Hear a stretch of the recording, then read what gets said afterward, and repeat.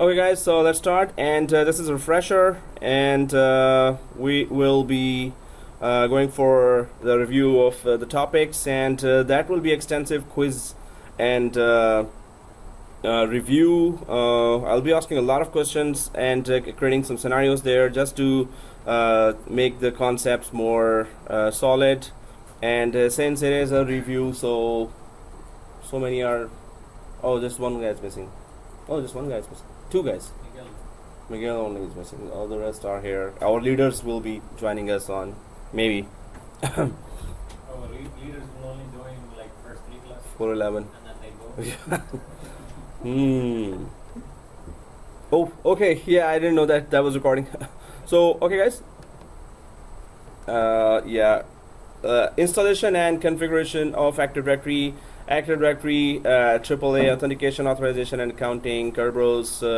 Guys, so when we talk about Kerberos, do we know something about Kerberos? Last class we did that. It's like a ticketing. It provides the ticket. For example, you as a client and you want to access a service from a server, and this Kerberos acts as a middleman, right? Like it's like a has set of ticketing keys. So first we have to talk to them and then get a key, and then but before they give the key, they will pretty much we have to use some password to decrypt and encrypt the key, and then send the key, and then they will give us access to access the service. Hey, wow. Password doesn't travel to the. Yeah, over the network it doesn't travel. We did talk in detail about Kerberos, right? No, this is last. Yesterday network was. So we did not talk, but you talked. Okay, in another class. Okay, Actually, now. I got that information from you. Huh? So what did you talk in the class then? You spoke a lot. For Kerberos, you said that Kerberos Oh, you is a said that. ticketing-based authentication system. Oh, he did that? Yeah. I was not in the So class. you said You that's wasn't in the class. the thing like that we should remember that it's Oh. a ticketing-based. Yeah, that's what I remember. That only this much we talked. Yeah. We didn't talk much about Kerberos, and Kerberos is something that we are supposed to be very knowledgeable. So you did Google it, and that is something that we should be knowing. So guys, Kerberos is one thing that might. So any questions about Kerberos in the exam, because it's fresh already. So any questions about Kerberos already? Yeah, one of the question, yeah. Just one? No, but it didn't come, but Oh. it was there. Oh, the word was there, Kerberos, right? Kerberos was not the answer. Oh, it was not even in the answer. No, wait. It was there, but it was not one of the answers. Oh, No, okay. wait, Oh, wait. okay. I think The answer was advanced. Advanced, okay. No, there was one. Uh, It was an security option. Let me see. Oh. It was at the end. So, but the main thing is, because it's not only exam objective, it's a job objective course as well. So I'm just going to quickly go for Kerberos, which is the heart of Active Directory itself, right? And Active Directory is the heart of the whole environment, whole Microsoft network. So if Kerberos is one of the most important thing in Active Directory, and so we need to talk a little more about that. It's not a little, it's a lot more. And yeah, so 459.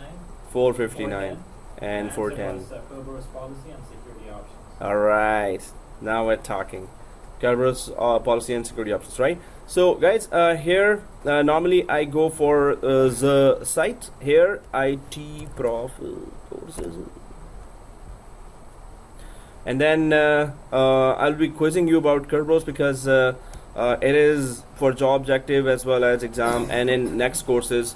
Because this is the base for the next courses. That's why we need to know something about Kerberos a little more in detail than we just talked.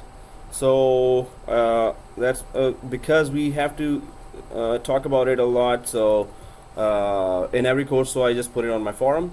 So guys, this is a video, a 7-minute video. After that, I'm gonna quiz you on how to what is Kerberos, right? So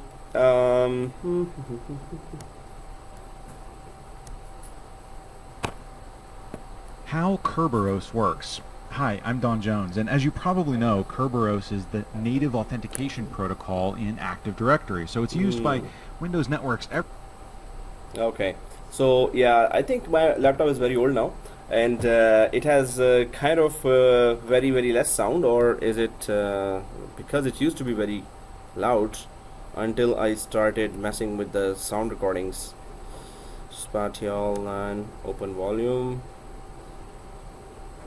After this video, this is very simply explained video about Kerberos, but anyone else brought a laptop? No. Okay. Sorry, sir. Yeah, go on. I have a laptop. You want my laptop? At home? No, here. Oh, What? well, yeah. Thanks. But Wow. people will charge you $30 now. Serious? Maybe. Hey, don't give him ideas. Come on. He didn't know that till now. Okay. So Give you my password, bank account, and resuming. So we talked a lot about Kerberos. Believe me, we did. We did not record anything because it was the second computer, but I'm gonna send you the video for that. So I'll send that in the. This is the video that we checked. The main thing is, please create a note, step-by-step note, and send me, and I'll correct that if you're making it wrong. But create all the steps or write all the steps for that. Just put that copy of the diagram. Take a screenshot of the whole scenario that is in the video. Just the first screen, second screen, I guess, and then go for and send it. Create your own steps. First step is this. Second step is that, and with terminology, proper terminology, right? Do you want us to create diagrams too, or just steps? Well, it is steps, but first, just one diagram, which is one computer, one client, and one file server. That's it. And then, what are the steps? It goes here, it goes there. Some students only, when I gave that diagram, this assignment there, in other college, so they actually created line. That was first step, and in the first step, they returned set. Then they created a second line, and put the number 2 there, and then put in 2 what is happening there. Then 3, then 4, 5. Some even created colored lines. They really worked hard. But as soon as you see that in 2 minutes or 3 minutes, you understand the whole thing. They worked so hard on that.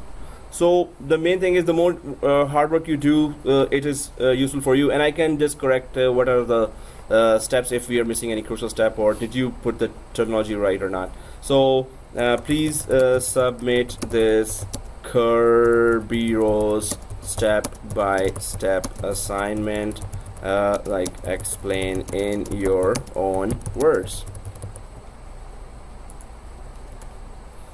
Okay, so guys, this is still, if you're thinking that, oh, it's a review now, so who cares about the assignment, this is very useful for you. It is your choice to do it and ignore that, but the main thing is, if you ignore that, it's your loss, not my loss, right? So really take it seriously and do it, and the link is there now. Okay, so let's go ahead and try to check what we did. I'm just going to recreate that environment quickly, so we could just talk about the concepts as well. So we just created 2 servers here, and the first server had a lot of services here, although we kept on repeating those, that what services they're offering. So we can repeat now as concepts here. So the first service they're offering is, when we install Active Directory, what is the first service we are offering? Service AAA. So AAA, and then now we know that Kerberos was working in the background doing the AA at least, which is authentication and authorization. Accounting is still done in the background, where all the logs are being created, and so if I go for here, authorization and authentication and authorization, so you can say here that these are being done by the Kerberos. So in the background they are being handled by Kerberos, and then accounting was being handled by all everything, every event was or is recorded with timestamp inside event viewer. viewer through logs. So through log files. Everyone knows what's the log file? Yeah. Log file, right? So these exactly. So accounting, it is being done, but Kerberos was the main thing that was driving authorization and authentication. So this is how we are cutting it down to how the services were being offered, AAA. And then what else what is doing? Active Directory. GC. Okay, Active Directory installation, we had GC as well. And GC was global catalog. And what was it doing? Forest wide search. I'm having this in the memory.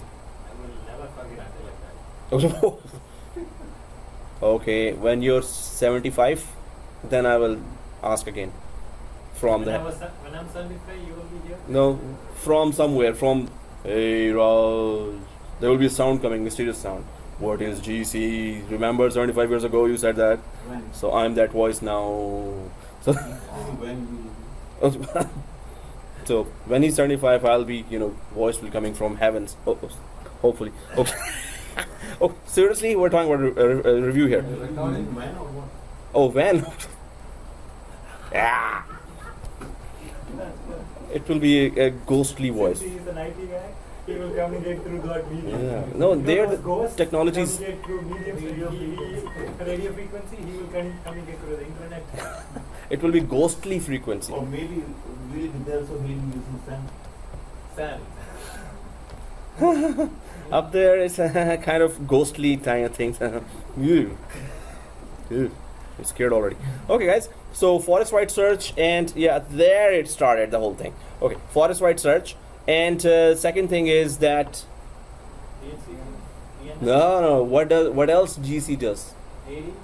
Partial Oh, sorry. Partial information of all the objects in the forest. So I'll just put this information a little up here.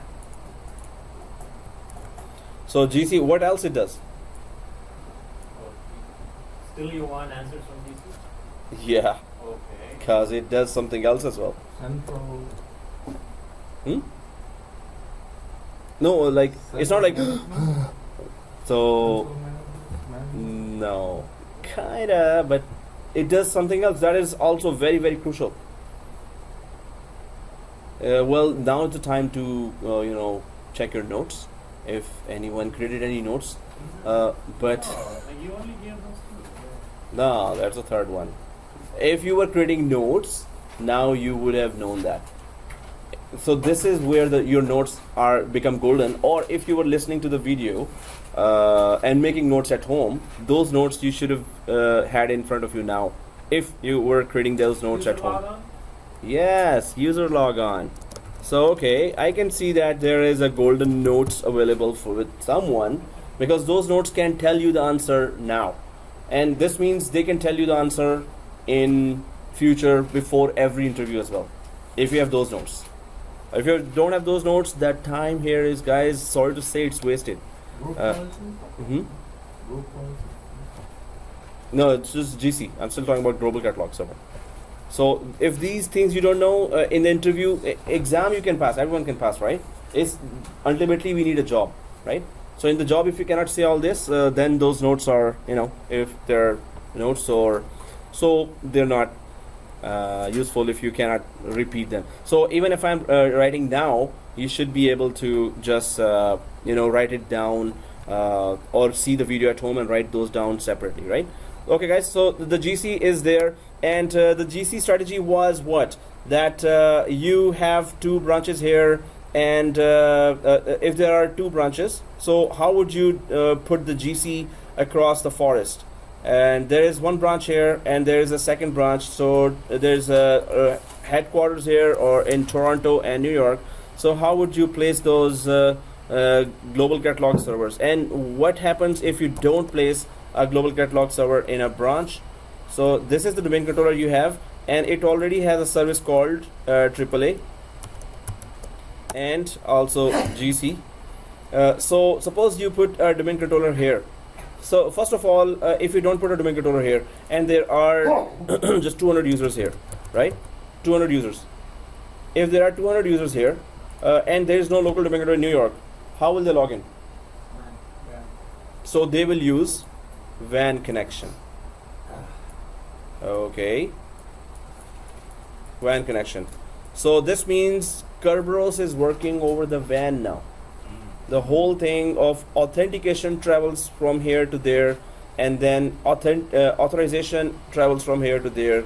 You created a lot of traffic for 200 users here, right?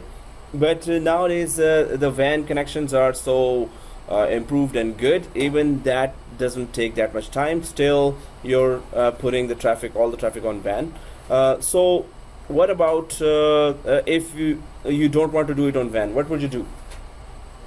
Media. You can put it on. I mean, like. Media. I mean, USB, like, Oh, that's something else. Are you still talking about through network? Yeah. So what if I don't want the GC traffic, global catalog traffic? Global catalog does what? Forest-wide search, right? Right. And what if I don't want the authentication, authorization, accounting to be done over the WAN and GC to be looked up over the WAN? What if I don't want it to be, the traffic to be on the WAN? What do I do now? You put another GC on the new website. Yeah. Replica. So go to New York and put that domain controller there. Put a replica DC here. So this is always called, the first domain controller is always called what? Root DC. First domain controller is always called root DC. And then the other domain controllers, replica DC, always called replica DC.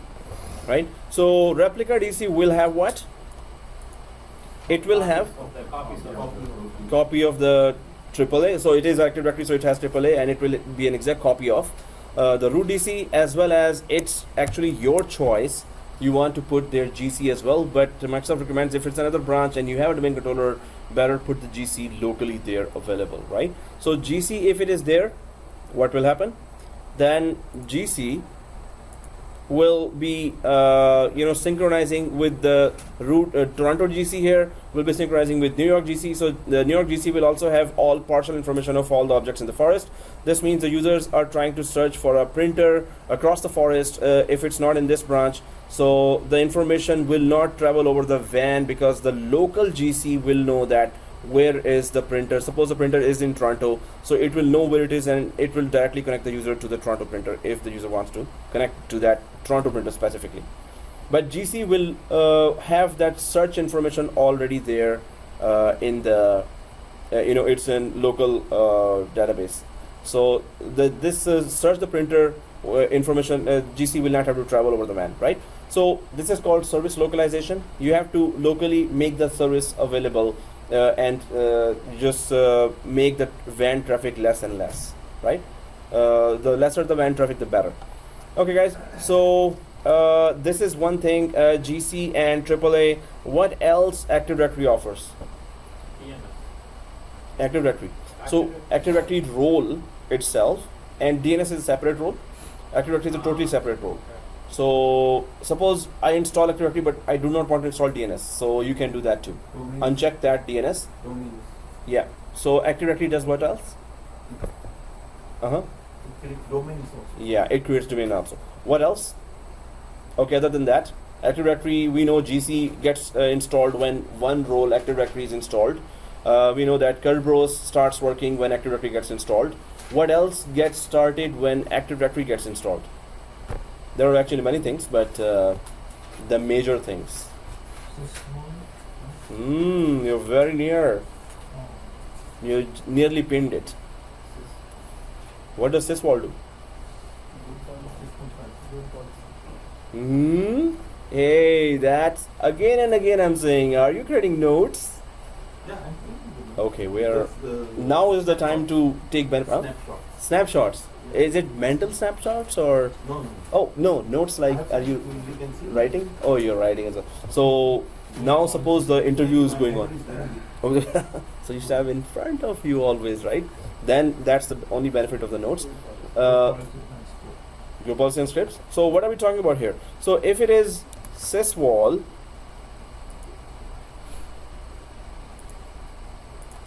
So syswall through Active Directory, we get to install syswall, and it does what? This one is the repository for the group policies and the launching pad for all these scripts. It is the repository and launching pad of group policies and scripts, both, right? So it is a repository and launching pad for both group policies and scripts, right? So it is a launching pad for so this is what Active Directory also installs. So this means we get to have group policies and scripts available. So anyone knows, okay, we know about group policy, and okay, before even going there, syswall, where is it located? Windows. Exactly. So C:\Windows, its location is there. So where else can we find out if we are sitting on another computer? How can we see if there's a syswall there in the main controller if we are sitting on another computer?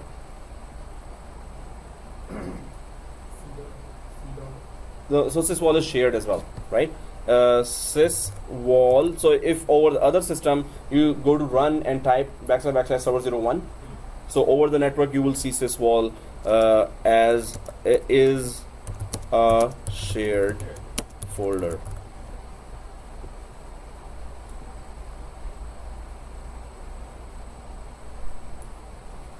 Syswall is a shared folder. So these are some of the things, and they offer group policy. So Active Directory offers AAA, where Kerberos is working and event logs are being filled up by the event with timestamps. And then second thing is GC, and the third thing is syswall. What is the fourth thing Active Directory offered us? Or once we install Active Directory, we can use that actively. Users and computers. So all that ADUC, Active Directory Users and Computers, is the area where you can actually install, you can do day-to-day tasks. So Active Directory Users and Computers area, so a window, or this is the console from where ADUC from where we can do day-to-day Active Directory related tasks, day-to-day AD tasks. Okay, so here, anyone knows what else we are getting from the Active Directory installation? Sites and services. Yes, then there's a sites and services, which is a 7412 topic, and then there are domains and trusts, which is also 7412 topic. Definitely we get that. So from exam objectives of 7410, what else we get from there? Active Directory. So we talk about syswall. What is syswall offering? We know group policies, right? So of course we are getting then group policies. So anyone can tell me why do we use group policies?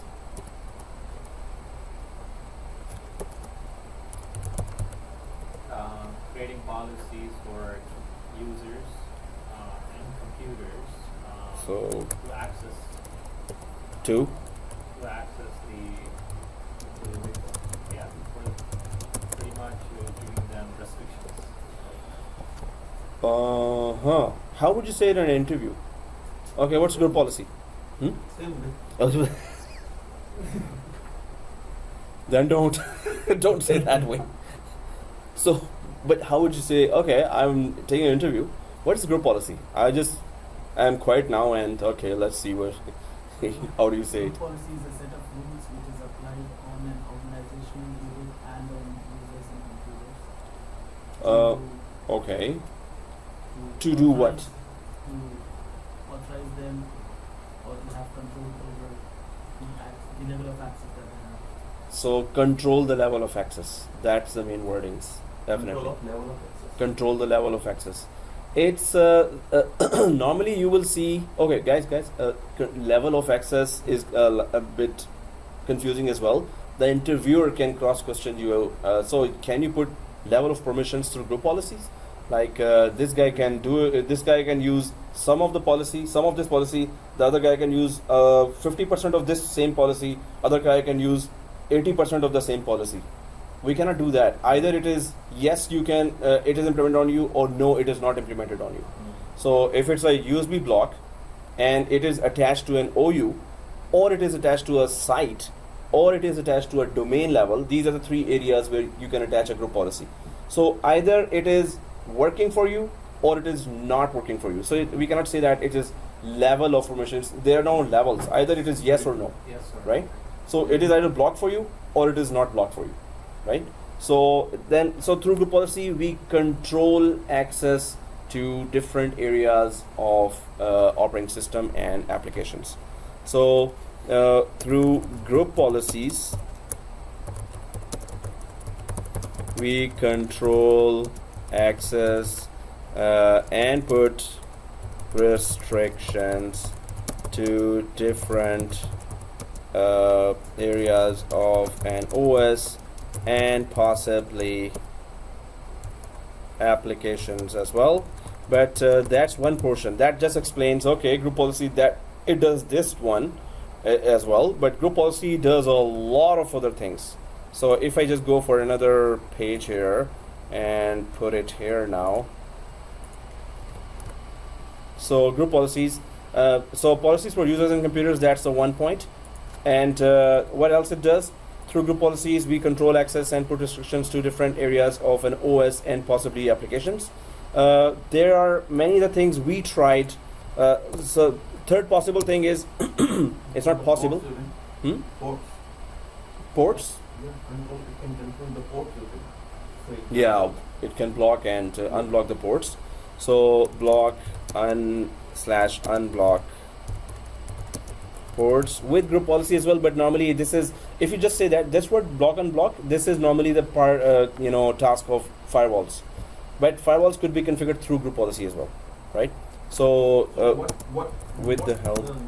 network administrator, he will, prefer the group from here or from the firewall. So firewall you can configure directly if it is 1 or 2 computers. If it is 10,000 computers, then you go for group policies and block the ports from there. So group policy does not directly do that. Firewalls do that, but group policies also have a feature of firewall from the group policy as well, right? So blocking reports with the help of GPO inside firewall. So we have to specifically define that it is inside the firewall. What 3 levels it is linked to? The group policy is linked on 3 levels. Computer configuration, No, 3 levels means that it can be attached to. domain sites and Yeah, so these 3 you have to really remember, and the scenarios if you're stuck with some new question and you still have enough time. So, oh yeah, when did you, how much was the total time and when did you came out? Half an hour, within half an hour. Within half an hour you came out. So what was the total time? 1.5 hours. You didn't use, so when I gave that first exam, I used up the whole last second just to review.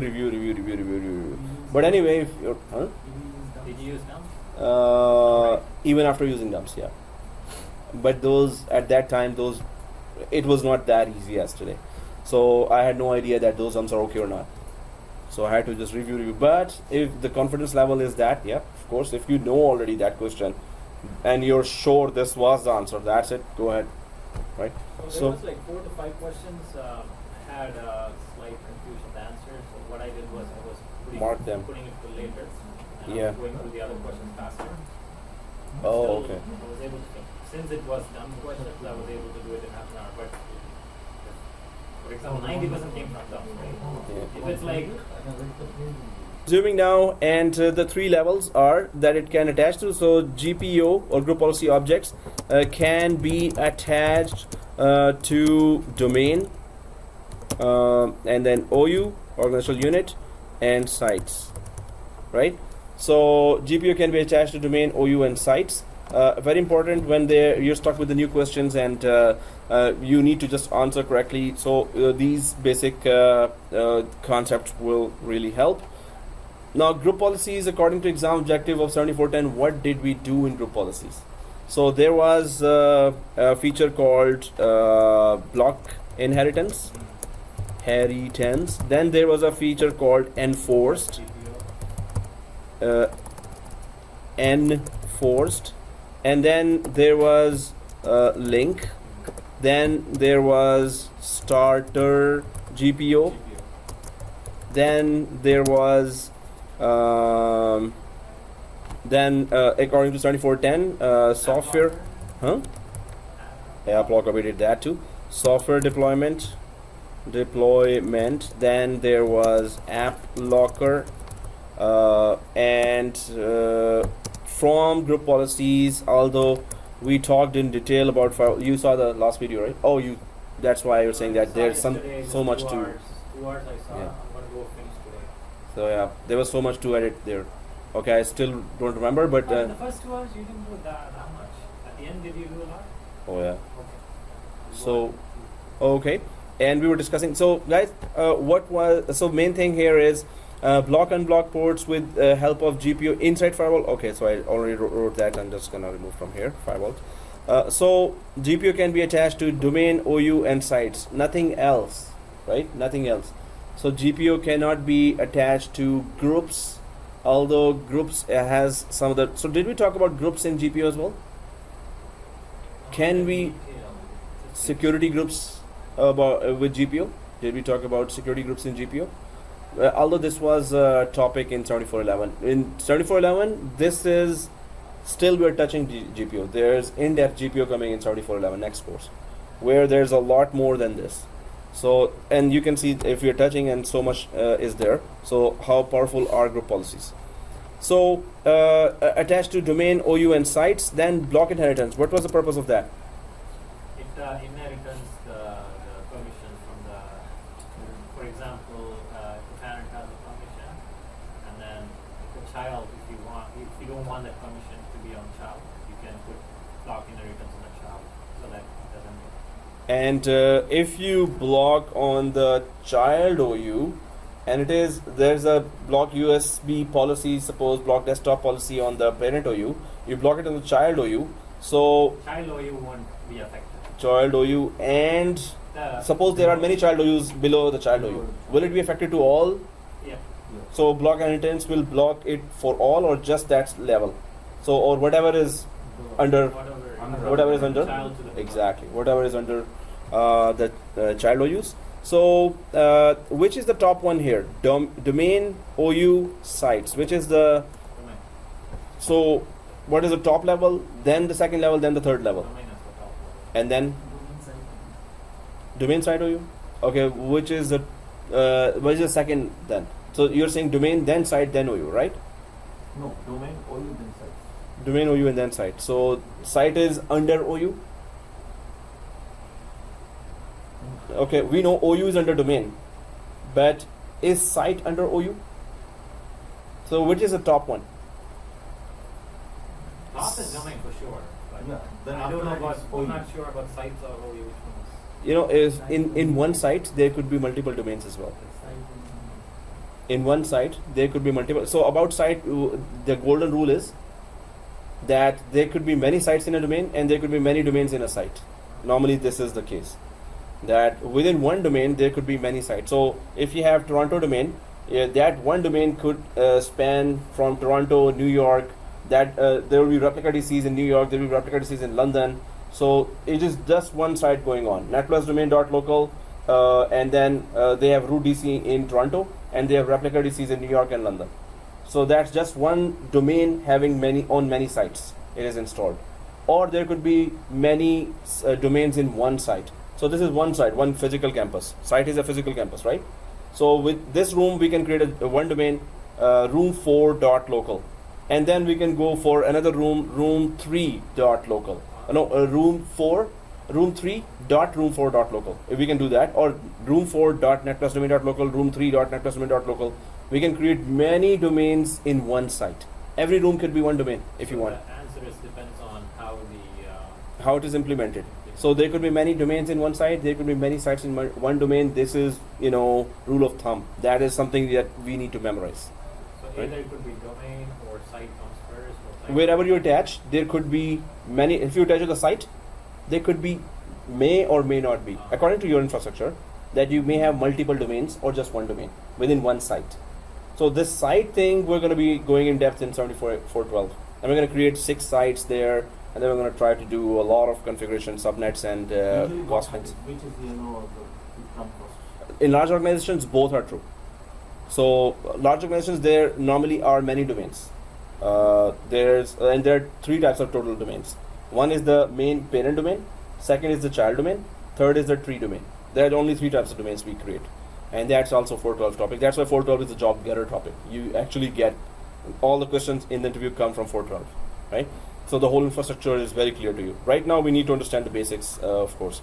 So, but there could be in one site there could be 1 parent domain and 3 child domains we can put, right? Within one site, we can create that. So why all this thing, I feel that site is, comes first. Yes, but again, the rule of thumb is that there could be many domains in one site and there could be many sites in one domain. That is something we have to remember. If in an interview they say you get to say that, then interview will know that okay, overall you know the infrastructure there. But of course, if you say that, they will ask the question, okay, can you explain that? There could be many sites in one domain and many domains in one site. So definitely, I just create that diagram here already, which is this one. So there is just this actually shows that there are one domain in multiple sites. So if it is netplus domain.local, so you only put in the other branch a replica DC. This means that this DC takes all its orders, take all its policies, everything is being changed and managed from root DC. And this is just a replica DC in another branch. So 2 sites are under one domain here.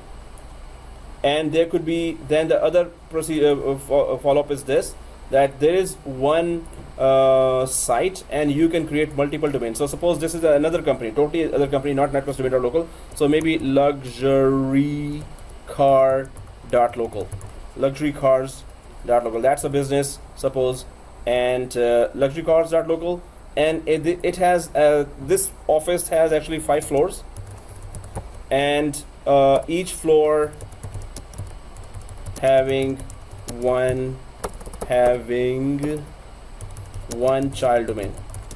We haven't created that, so that's why we're kind of not having that idea. But after parent domain, you can create any child domain. So luxurycars.local, then floor 1.luxurycar.local, floor 2.luxurycar.locals, and every child domain is a separation of administration. Now this is going in depth with a little more detail in child domains, which is a topic in 412, where we start creating multiple domains and multiple tree domains. Yep. So the netplus domain.local, since they are residing on 2 different sites, Mhm. can both of them be child of one parent domain called parent.netplus.local? So parent domain has to be in any one site also. You can create a parent domain only with a domain controller, right? So if you're saying that Toronto and New York should be child domains, then you should have any other branch or physical campus or site where you have another domain controller that is actually the parent domain. In our case, if Toronto is a parent domain here, so its child domain we can create in New York as well. Because the parent domain needs to have everything, the FIS model. Yes, it's gonna make the whole show run basically. schema. Any basic services are not there, the whole forest will go down, right? So there has to be one parent domain. So again, I'm saying that if this one domain can span 2 sites here, and then in one site many domains can be also there. So again, this one I'm just writing here, there can be many domains in one site, and site and many sites under one domain. So this is another rule of thumb that you must remember till 412, although we're gonna be doing labs on that. We're still recording. Yeah. But this video is still recording. Oh, yeah, okay. I'm recording, yeah. So there can be many domains in one site and many sites under one domain. So this is one thing here. I'm just gonna minimize that because we were talking about this. GPU can be attached to domain, OU, and sites. So It could be domain could be the top one if it is one domain is spanning across multiple branches, or it could be one site, one campus. That's so huge campus that you have multiple domain inside just one campus, right? So it could be very huge. Buildings like Humber College is very big. All other community colleges and other universities, you can see the campus is so huge. They can create multiple domains there. It's not about even huge. I can create parent domain in those two computers and child domain on those two computers. It's not about huge or small. It's about how you create a child domain and why are you creating child domain? What is the main purpose of creating a child domain? So main purpose we're going to be talking in 7412, because then we're going to expand to global networks, how global networks work. But So- normally the sites are created, site comes first before the domain is for larger organization, right? If it's smaller company, normally you don't, site comes below the domain, right? It still depends on if you're a system administrator, how do you want to draw it. But the best way to pretty much implement is for a smaller company, what do you recommend? Like domain and then It site? depends on the scenario of the company. Some small companies are very rich. They have unlimited resources. They are earning so much, so good. Law companies, they have just 10 lawyers, but they are all earning very good. They don't have to have a huge data center for that. So they can still create child domains in, or maybe 2 lawyers are sitting in downtown Toronto, 2 are sitting in Mississauga. They can just create separate domains. But we need to understand what is a child domain. Why do we create multiple domains in the first place? We don't need the multiple domains. But yeah, if I go in depth with that, that's a 7412 topic. Smaller company, if they have only like one branch, Yeah, then it's one domain, one site. one domain. Yeah, or even you can expand to 2 sites, 1 domain in small company. If suppose they have 2 sites, so or otherwise one company normally creates child domain as well within one site as well because of their need. Why do you? So main thing about child domain is separation of administration. Because we're talking about child domain, so just one liner for that. Separation of administration. That means whatever you do in the Active Directory of parent domain has nothing to do with the Active Directory for child domain. Child domain is just like we talked about block inheritance and group policy. After blocking inheritance, your policy works on top, but it has nothing to do with all OUs below them. Where you put the block inheritance onwards, that policy is blocked, right? So child domain also is created when you do not want anything to do with the parent domain day-to-day Active Directory tasks. So suppose you have 10,000 users there in a parent domain, then you decide, okay, we're going to create a child domain. When you create a child domain, it has no user at all. Normally, domain controllers replicate, so the new domain controller should have 10,000 users as well, right? But the child domain is only created when you need total separation of Active Directory administration. Total separation. You want a test network where you want to mess up things, and that should not replicate to the parent domain. So child domain is only created when you have no separation administration. So you create 10 users here in child domain in Active Directory. They will not replicate to the parent domain controller. They will have their own 10 users, and they will have their own 20,000 users or 10,000 users. So I'm teaching, right? Thank you, sir.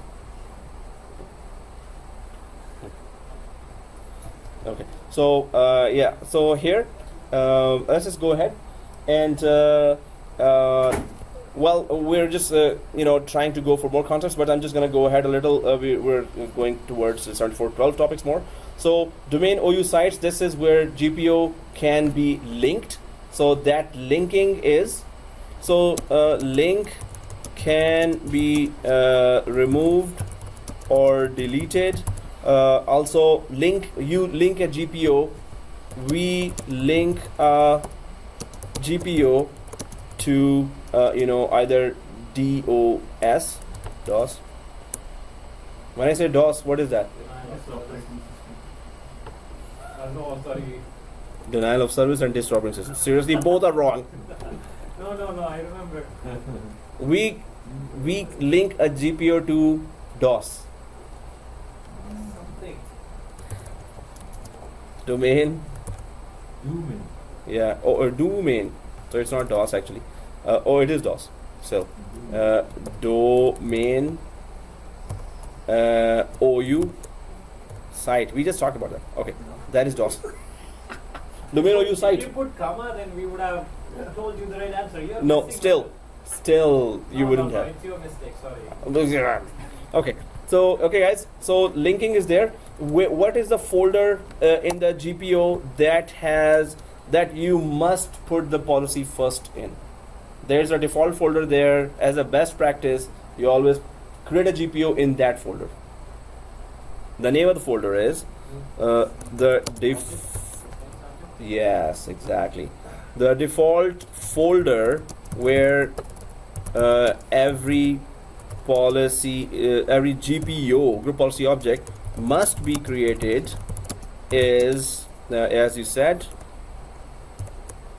GP object. Group policy object. exactly, group policy objects. So this is where you create, even if you create GPO or group policy object somewhere else, it always its copy gets created inside that group policy objects folder or container. Normally we don't call it folder, although they are yellow, they look like yellow folders, we are supposed to call them containers there, right? So in group policy objects container, you create container, you create all the new GPOs. So this is the default container, default folder or container. Oh, I just typed it 2 times now. So default container where every GPO is or must be created. Default connect here. Connector? Default connect here. Oh, there's a connector here. Container. So container. Okay guys, so what is enforced? Okay, block inheritance, we can block GPO on implemented on parent OU to affect. Oh, Po. You know where was the Po character? Po? Pokemon. No, not Oh yeah, Pokemon. And Po was you know that Who's the character? ninja. What was that? That was a bear. Huh? Oh. No, it was Po. Oh, now this one, the British. It was a Bear. big. Yeah, it was a big bear, and he was like learning.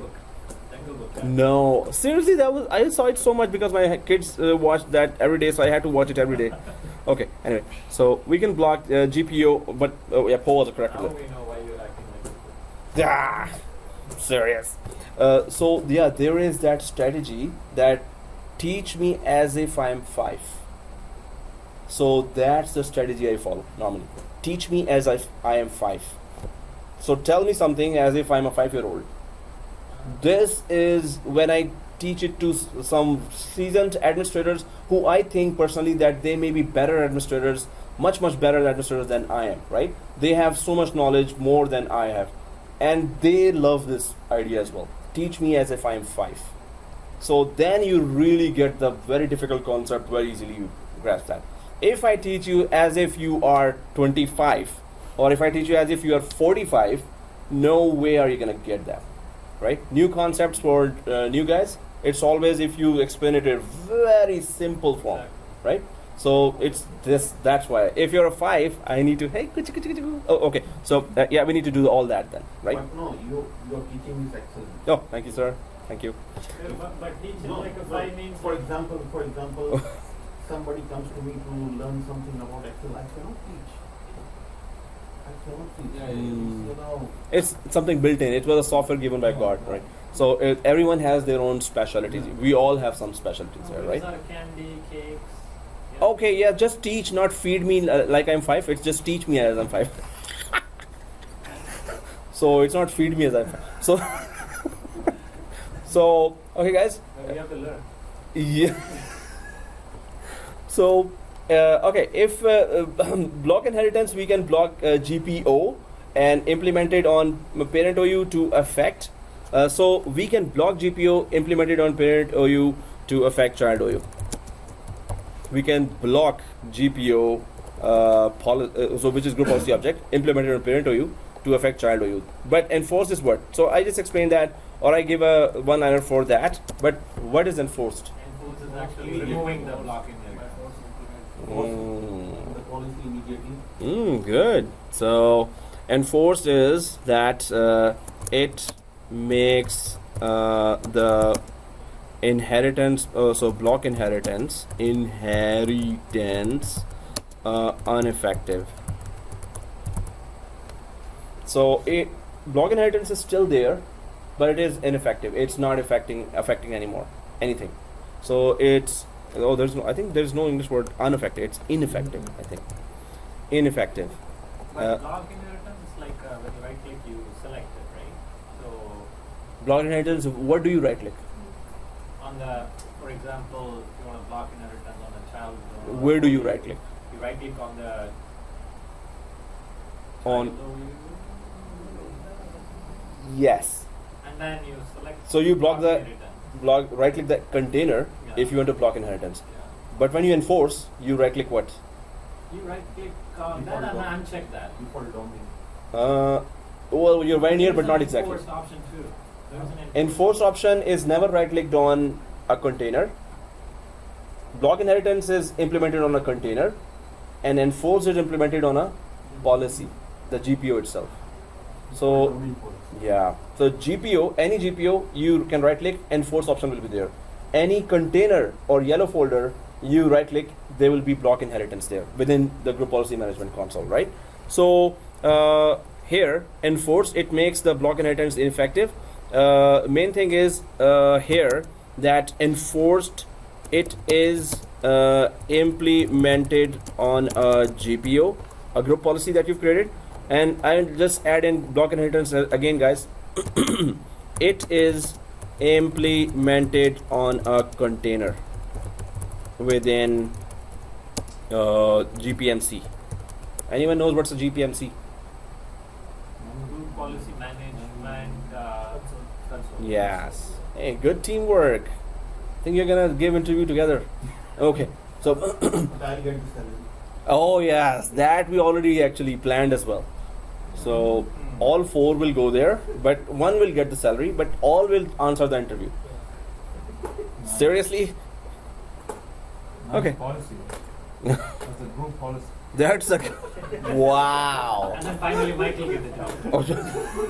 He will answer the question. He will get the job and he will get the salary actually. Didn't we decide that? Okay. You can work, you can go and work. I will get the salary while sitting home. So that's a very good arrangement. I hope it works. Michael, no pay, huh? You work, no pay. You just work, all give interview, only one gets the pay. Wow. So, And I'll bring biryani for so them. sir, am I teaching? Oh, we are from the same company today. So, yeah, yeah. See, guys, we are from the same company today. So we are with the same color and uniform.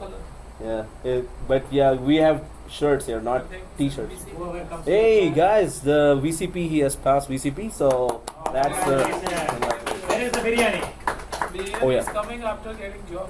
okay. Otherwise, Oh, too many that's a exam long I need to give procedure. us. That's a long.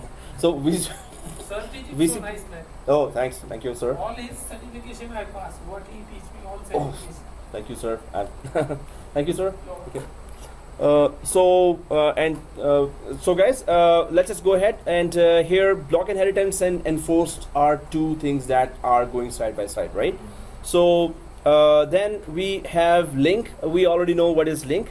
We link a GPO to domain OU or a site, but you can say DOS, but don't say DOS. Actually, this is more confusing. Actually, it would have been easier to just say domain OU site, But right?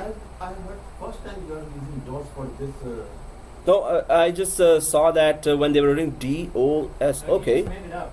I just made it up right now. Now, And in future classes, I will use this when now. I say DOS, what does it mean? Yeah. So I thought He's that messing with us. He made Yeah. he wants to confuse I just us. right now made it up. Right. Just like there is that you will be a millionaire in a million years. So I just made it up as well. You only put a capital O on the domain. Yeah. Oh, okay. Sorry. Oops. Sorry. Then it is goose. Deuce. Yeah, that is actually we can remind. You know, if he puts D capital O and then OS. Yeah. goose, So we can GPO domain links to Deuce. Okay. OU sites. So that we That's don't weird, get confused with the other ones. Denial of service. So what is starter GPO? it already has predefined policies, Really? Okay. And what's the purpose of that? existing policies. So all you need to do is just if you want to modify some of the content, some of the This policies. is modified, pre-modified. Standard GPO is a template Well, GPO that we use Yeah. whenever we want to implement the same set of policies in a new group policy that we are creating. We use the standard GPO. Good. Yeah, template. That's exactly what it is. What did you just say? English speak. Yeah, right. No, Ah, it's we about understand. no. Others are all nodding, right? So I just wanted to know what words you will give if you were asked starter GPO. So as you said, it is a template. So we can just go for starter GPO as it is a template of Existing. predefined, predefined, seriously, policies. I should have a spell checker here in that very primitive application called MS Paint. You and Rai, both of them have the same problem, right? Writing For spellings? Yeah. Okay. Oh, okay. He has a person. Okay, whenever I make a mistake, let me know. Oh, he actually says that. Okay, so that's good. Whenever the boy is not sure, he scribbles. Yeah, scribbles on the board. For you cannot do that because you're typing. Oh. We can catch you. For him, he will escape. So that means, yeah, I should learn from that.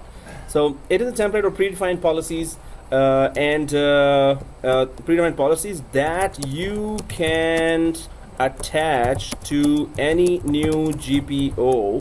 So those policies could be copied seamlessly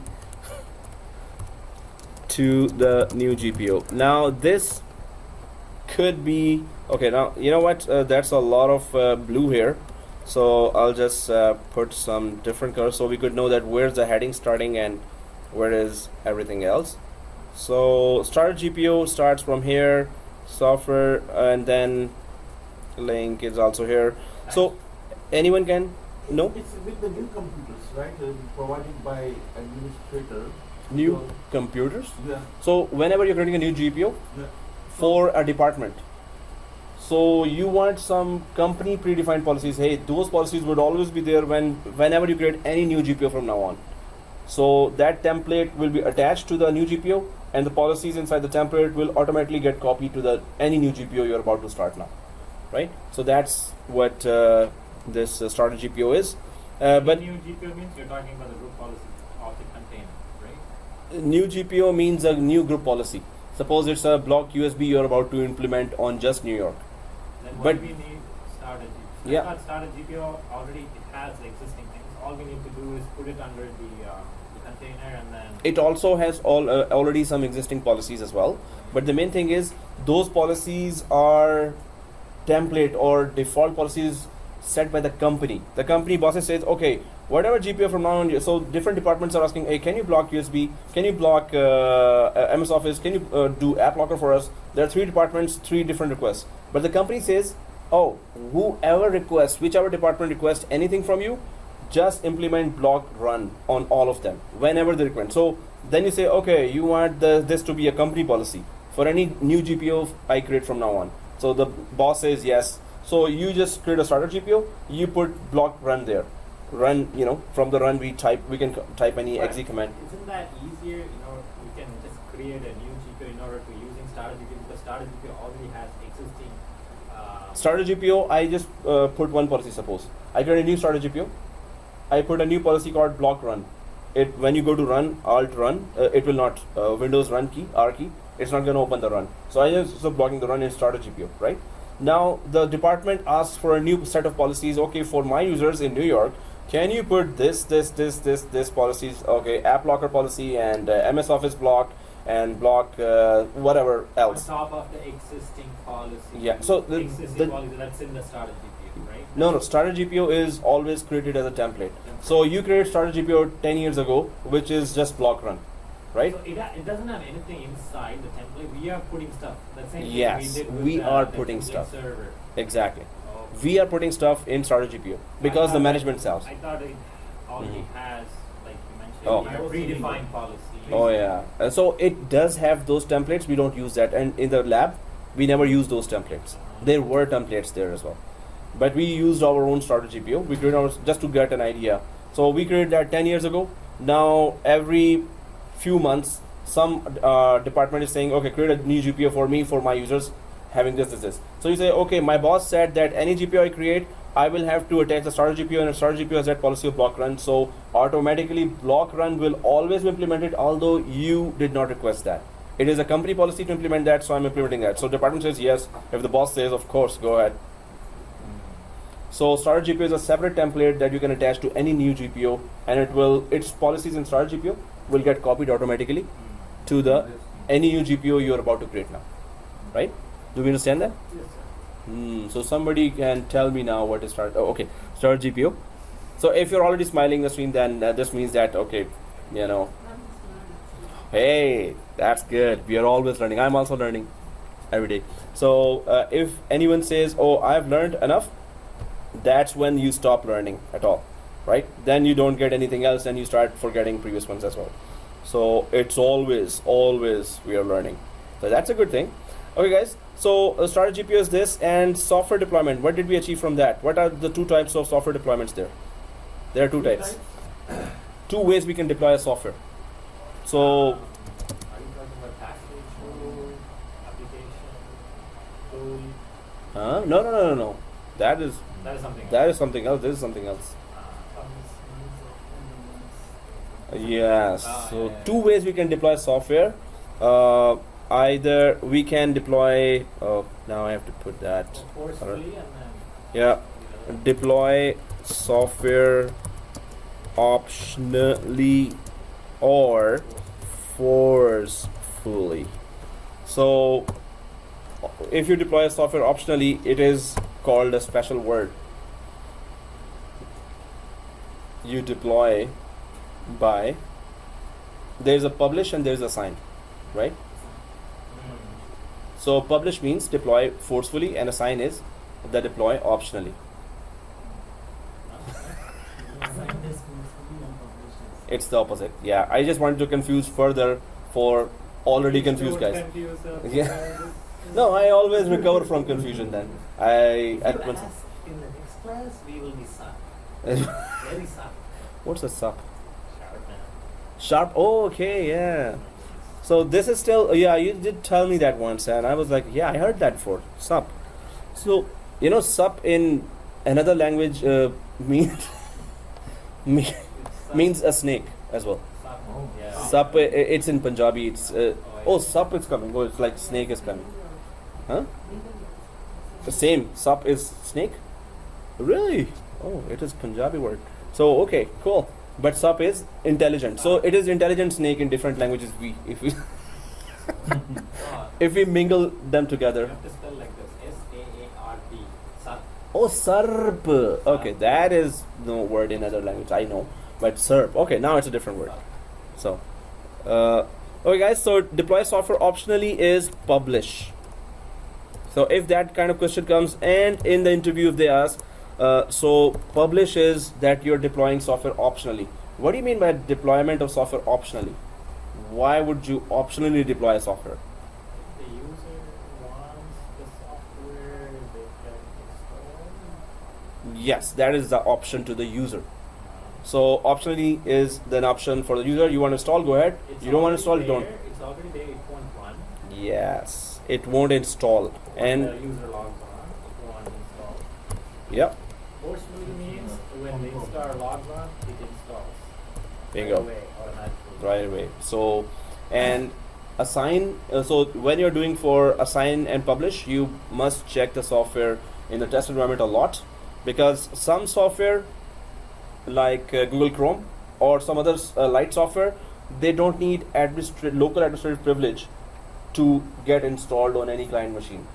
Like Google Chrome, if you're deploying 10,000 computers, you don't need those client computers to have local administrative privilege, or the client usernames should not be added to the local administrators group. So, and some software, they make a lot of changes in the registry, So whichever computer you're logged in and the user is logged in, the user must have administrative privileges at least on that computer, right? If the user not having administrative privileges on that computer, what will happen? Some of the software will not install. Some software get installed without any privilege on the end user side. Some software do not get installed. So you have to really check what software you're installing. Adobe Acrobat, Google Chrome, these are very light software. So you don't need extra permissions of the users, logged in user right now. And some software will say, oh, this user does not have any permission to install software. So first give this user, then I will get installed in the background. So there are all types of software there that makes very big changes in the computer or in the user profile, and there are some software that doesn't make a lot of changes, and they don't need the end user to be added to the local administrator group, right? So this is these are the summarized notes I was talking about, right? If you want really pinpoint information, to the point information about still there could be more, but these are still straightforward information, and you should put it as topics by topics in one big Word file, as as if you're publishing a book. So put on page wise, and many students have created such Word files which look like a book published from some very big author. So but they create these notes, and when they see the notes, it's at once they have an idea, this is. So before interview they will very easily know all the major topics and their main points, because you really work on the golden notes, right? That will really help you throughout. After 2 years, as soon as within 5 minutes you should know, or 10 minutes you should remember, oh yeah, that was this, because you will have pictures and these kinds of notes, right? Whatever you are talking, whatever you talk, I remember, but this completely skipped from my mind. Software deployment? Yeah. We deployed You didn't come to the class on that day. maybe, but this is a longer lab as well. Like we deployed Google Chrome, and we deployed Adobe Acrobat Reader. We deployed Adobe Reader. Maybe you were going to get the citizenship at that time. Yeah, Citizenship Day. Hey, your memory is good, man. What's right with you, man? Okay, good. So So I will watch. yeah, so the video is still available. and the video is still available. But if you told me which video is that, day 3, day 4, day 5, then your memory is wow. Sorry, after Oh, okay. a lot of things happened in my family, so I can't. Okay, guys. So there is deploy software optionally publish. Right. Days. Wow. He made a note. Huh? Cool. Day 6 has this. Wow. That's a good information, because sometimes you need to know the steps before the interview, and those videos, all those students are making their screenshots and summarizing the whole thing, so they don't have to go for the video before the interview, because you cannot go for 40 hours video, 50 hours video before the interview. If you don't have time, what you do is just take a screenshot, put it in a Word file. Yeah, the whole effort you just made me do. The whole effort you're gonna just copy paste. No, for sure, I'll be doing. You know, when I was doing some of your assignments, Okay. when I was doing some of your assignments, right, when I was doing the lab replica, Yeah. I put your took a Explanation video, just screenshot. just for reference. Perfect. Yeah, that's You know, good. those diagrams and everything. Yeah. What I'm doing. After at that time, I will forget all these things. When I see it, get Yeah. better understanding. No, Exactly. I do screenshot from what I'm doing from No, I'm doing And that this too, level. but I'm taking the diagrams you do. now. I The take diagrams. screenshot and put Yeah. Diagrams. For my reference. Especially the diagrams, guys. Especially the diagrams. If you have the diagram in front of you and you explained it in your own self, Yeah. what is he trying to say here? So that will be one picture is worth 1,000 words, right? Still put some words there, even if it is worth 1,000 So I'll go for interview. I'll words. So this is the diagram that he showed. So participate or not. And Michael gets it. Yeah, this time I. So, well, it is 12 o'clock. Oh yeah, forgot. Today was interesting. Oh, so all other classes were boring, huh? No. I I'm mean, so more hurt now. interesting. No. More interesting. Come on. Okay, all my effort is gone. Okay, guys. More So, interesting. You heard him now. so resuming now, and we talked about. So this, I'm also taking screenshots in the slide as well. which I'll update or upload there. But what we are updating right now, refreshing right now, is the cream of or the basic concepts of the whole thing. So we were talking about. Oh, did I just? Oh yeah, we were recording, and this time you will see a new thing in the video. My face. Your face? Yeah. Oh, Oh, seriously, I will have to really see that video till the end where I made, something very ridiculous like why you this. started to show your face from now? Yeah, In one corner. yeah, it is in very one corner. I saw many videos. I've been Yeah. seeing that, and they have the face as well. I'm about to upload some videos in some very big sites, so I got a very expensive mic as well. Just show yourself. No, there the rule is They require that. they require. In some of the sites, they require the teacher to be showing there. So I thought, okay, let's just start training here. Oh, okay. You can say teacher is shy. no, whenever Yeah, I'm it's like- looking at the You video can say with the teacher teacher. is shy. Yeah. No, whenever I'm looking a video with the teacher, Mhm. I cannot concentrate on the class. I'm looking at teacher. Oh, And especially this teacher, you will be like, huh? Okay, what's the concept? But he's so funny. Oh, okay. So, so this may be the first and last video with the teacher face. So in Net Plus, then I will just close this camera here. Okay, guys. So, but today we are chilling as well. Otherwise, in serious topics, you'll be more. Then I'll be explaining. Still, we joke a lot, even in serious topics. That's why the topics are not then that serious. So app locker, let's just go for that. But today I will see if it's too funny, then I will remove that. I will put some big dot in front of the video of the teacher. So The app. whole world will know that, oh, this is the guy. This is the guy, huh? I thought no. I put all of the pictures on video channels and everywhere. So app locker, what is it? This is the easiest one I know, but still, do you say it correctly? App locker. It prevents the application App from lock- running. app- Yeah. Okay, you Sorry. can continue. It's By all. name it looks very It, easy. app locker locks the app. It locks the app application. So app locker locks the application. Yep. So app locker, but how? There are some ways it locks by path. As you said, it locks the. It's not lock. It blocks the application from. App blocker. Yeah, blocker. Yeah, there's bit locker as well. So there's a lot of rhyming words as well. So it blocks the application from running, from being executed, or from running. So either we can block by. There are ways to block it. Yeah. By What publisher. by publisher exactly? Publisher. Can you give me an example of that? For example. Microsoft. Okay, so any publisher-based blocking you can do. So that's publisher. What else? And then package. Okay, package. So what is the Package version? So it's application version or software version-based blocking. And then the extension, like what kind of extension it has, exe or Extension-based based. blocking, and there's one more So one more. which we actually did in the lab. Path. Yes, path-based blocking. Hey, you've been looking at the videos. What's right with you, man? So okay, path-based blocking.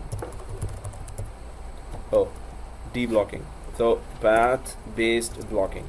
Okay, guys. So there it is. And group policies. That's 7410 summarized into one page.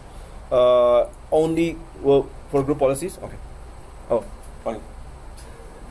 I don't know. You can right Oh, click and highlight right instead of going up. Right again. Right click. Sorry, you were saying? What do I do? No, instead of going up and touching that color and come back. Oh yeah, right click can do that. Hey, that's good. So you mean log on approach through firewall as soon as that. Oh no. Yeah, this is very primitive application. This is like Stone Age application. Why do you still haven't developed? Yeah, MS Paint should be developed, right? I don't know why I use that a lot. Okay, guys. I don't know why you people are using it.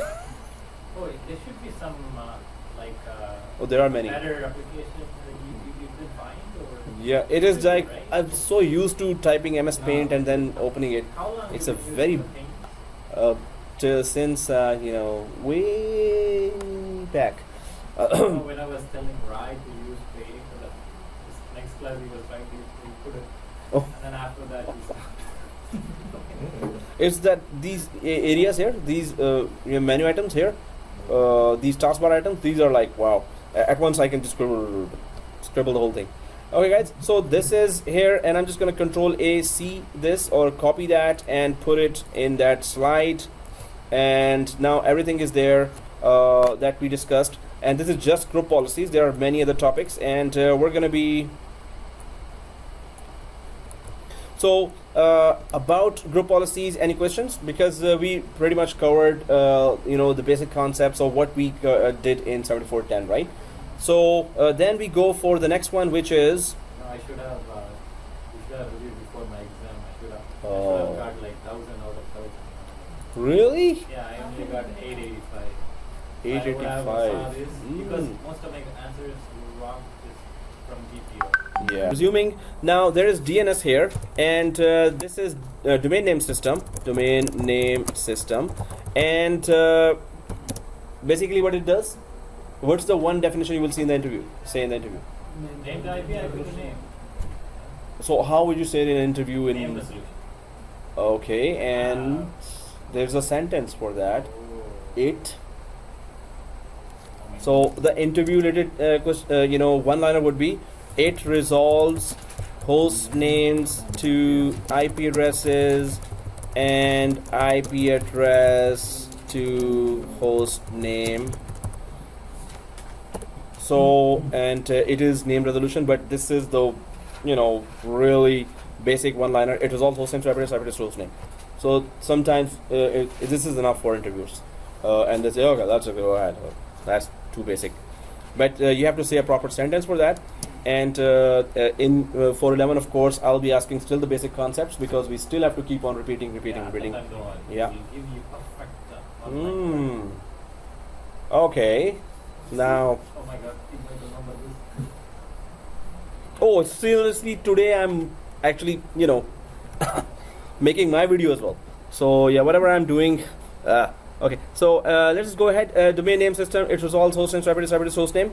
What is forward lookup zone, and what is reverse lookup zone? Our lookup zone is name type. Okay, resolves name, computer name to IP, and IP okay, name. exactly. Resolves. So I'm just gonna put that same thing here, and I could have code resolves. for the forward lookup zone. Forward lookup zone is drift always time. Reverse lookup zone is IP name type, right? Name. Oh wow, you just nickname them. Correct name. Wow. Okay, that's good. And forward lookup zone, when you create what's a record here? What is a record inside forward lookup zone? Yeah. So first of all, we create different types of records there, right? So first one is A or AAAA record. 4A is for the IPv6, A for the IPv4. Yeah. So A record, we call it that. So always say A record, and then it is for IPv4, and then it is for IPv6. Okay, good. So IPv6 AA record or A record only, right? So you will say it as A record. Then there is pointer record or PTR. In reverse lookup zone, it is always PTR record. In forward lookup zone, it is always A record, right? So what is pointer record?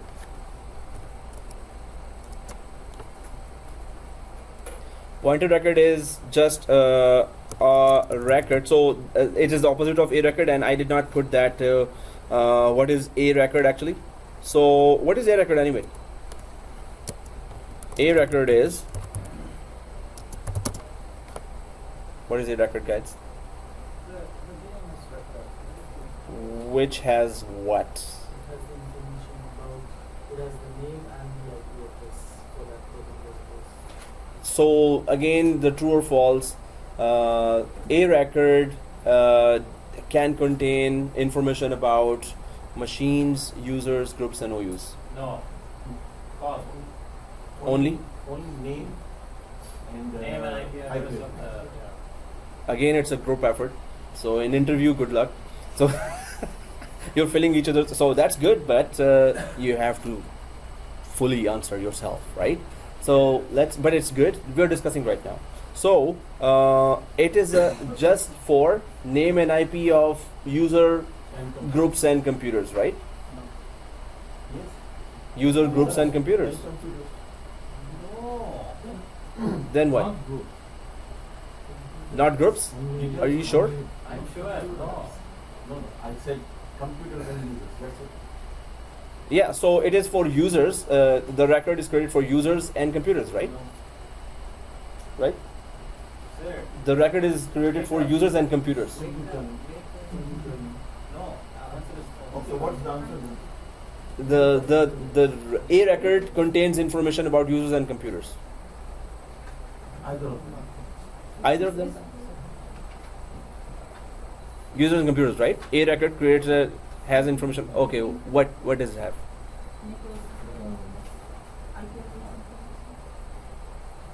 Good. Yes. So does a username have an IP address No. with it?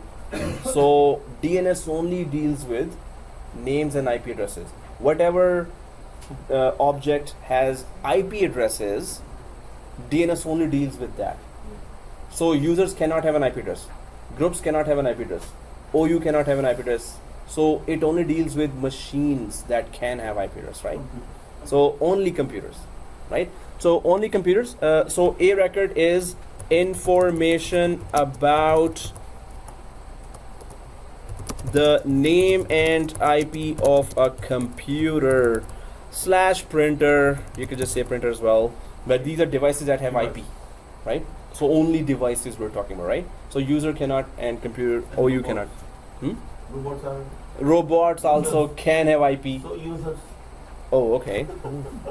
Okay, now we came back to, yeah, it looks like a user. So computer, printer, and robots.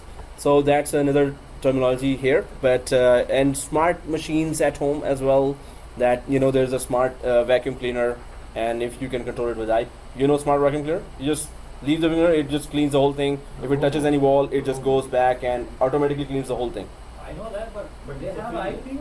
I didn't know No. that. Well, I'm not sure they have an IP, but yeah, there are Wi-Fi cameras that have IP. Wi-Fi cameras, you can have IP on that, right? But I thought that they just hit the wall because since they hit the wall, they return back, Yeah, right? there's that touch they're not as- sensitivity. No, many machines will have IP, and definitely that's why IPv6 is coming there. And we're going to be talking in detail. Well, the more detail we talk about, the more confused you will. But anyway, we're going to be talking in detail with IPv6. What are the rules of IPv6? Then we're going to talk, mainly I want to talk when the class is full. So for 11, we're also going to talk the same thing again. Okay guys, here, a record is information about the name and IP of a computer and printer. So what is a pointer record? It is pointer record. It is information about. The IP and It's the exact same thing, but so you can see the A record definition. A record is information about the name and IP of a printer or computer, right? So You didn't talk about the point record when you were doing yeah, I did not. If we created reverse lookup zone, then we did create a reverse lookup zone, right? Yeah, but you didn't talk about the point record, sir. PTR. That is called PTR. Yeah, but when I wrote the reverse lookup zone, I have the definition, but I don't have any information Really? regarding PTR. So didn't we You create? talked about the A record. Okay. Which video was that? Oh, okay. So I have the whole notes here. yeah, maybe I said and maybe you did not write, or maybe I said it very No, fast sir, and. you didn't write. I will go today, check the Ah. video, and I will. So where do I hit my head now? Dish, dish. Oh, today I'm really recording that. So, okay. So let me be a serious teacher for the video. Okay, so PDR record is exactly that, opposite of that. Guys, A record, PDR record, if you make it bad in the interview, if you skip on that, if you make some mistake at that's very basic information, right? So it is information about, information about, it's again, information about, the only difference is, it is IP and name instead of name and IP. The only difference, IP and name, IP and computer name. Computer name of a computer and printer. So A record is information about the name and IP of a computer and printer, and pointer record or PTR record is information about IP and name of a computer and printer. It's exactly the same information, but it's just the opposite of each other. You know why it is that? When you already have an A record that still have name and IP, why do you need a pointer record that has IP and name of the same machine? Why would you need reverse lookup zone at all when there's a forward lookup zone that resolves host name to IP address? So why do you need the same? So same information is there. If the computer wants to know the IP and name information, they need to have reverse lookup zone, right? Without that, But the same information is there as well. A record is also having IP and computer name, but if right? we, About the if, computer. for example, A record is there on server 1, right? It has IP and name. But for example, the other server is there, and I don't know. You said something about it. Yeah. Okay. So the main thing is, okay. Well, at least you tried, right? That's good. The main thing here is that if a computer has a name but don't know the IP, the request goes to forward lookup zone. If a computer has an IP but doesn't know the name of that computer, then the request and it wants to connect, find out what is the. I have an IP here, 192.168.200.23. I don't know which computer is that. So if the person could know computer name, suppose it is this IP is not a computer, it's a printer actually. Suppose it's a printer. So you have no idea what device this IP is attached to. You have to know the name, right? Maybe it is PRT01. You will say, oh, that's not a server, it's a printer. Okay, but I have an IP for now and I don't know. So the the request will go to the reverse lookup zone, which will first receive the IP. Oh, you have an IP already. So I have a list of IP, and there's the name for that. So reverse lookup zone just gives the information. If you have an IP, give it will give the name of that device, and if you have a name, it will give the IP of that device. Forward lookup zone goes for name to IP, and reverse lookup zone handles the requests which are IP you already know. I'll give you the name. Forward lookup zone, computer name you already know. I'll give you the IP of that. So that's how it is. So well, there is something else. If I just give a command example, and you could try here or at home, that A record, suppose you already have an IP name, so you will go to command prompt, and then you can just put ping and name. So if you just ping the name of the machine, it will give you IP. But what about if you just have IP? So there is another command if you ping the IP, It will not give the name. yes, it will not give the name, you're right, unless we use a switch. So ping -a IP, that gives you a name if the DNS is already there, if the information is DNS. So yeah, otherwise you're right, exactly. If you just ping IP, it will just give IP. Definitely, you're right. So that's why there's a switch, and you can use this ping -a IP, and it will give you the name. So this means you already have an IP, you want to read it. No, without switch it's gonna just give the IP, as you said, right? So you have to put that -a switch, so it will then check the name. If it is in reverse lookup zone, it will give you, right? So then the request goes to, I already have an IP, but I don't want, so if you just ping an IP, still you're trying to know if that machine is up or not. So that is still a good use of that.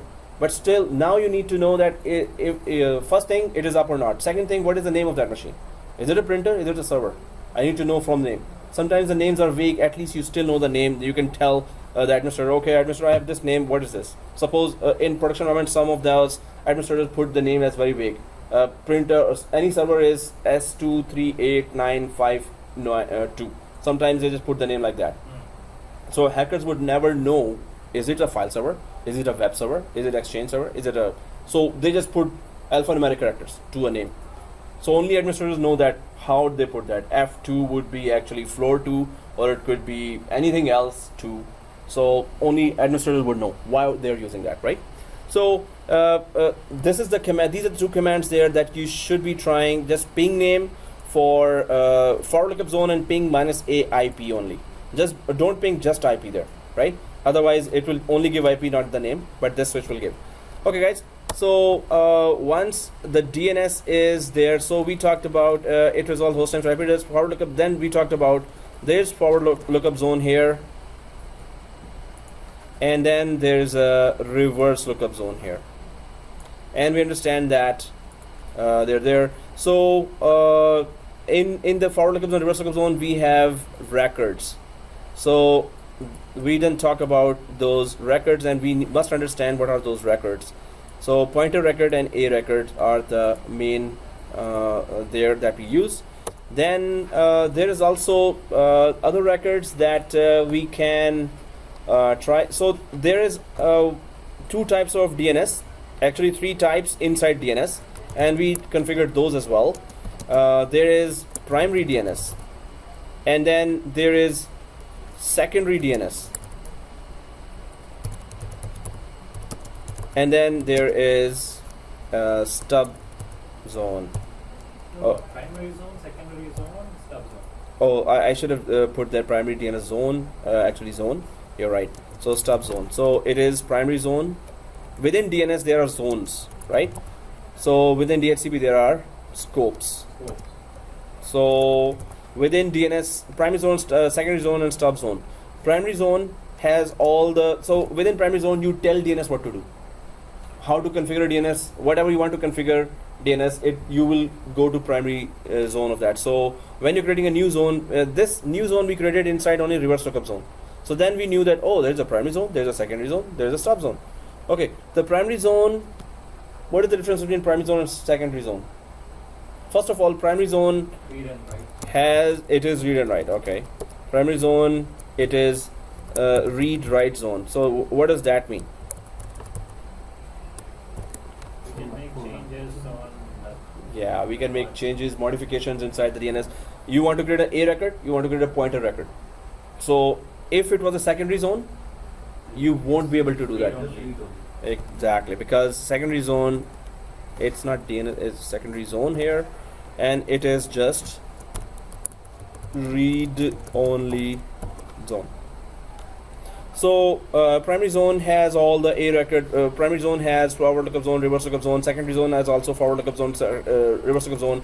The only difference is that, of course, we just talked about that. Primary zone you can read and write. Other secondary zone, the same thing, you can not make changes. Stub zone.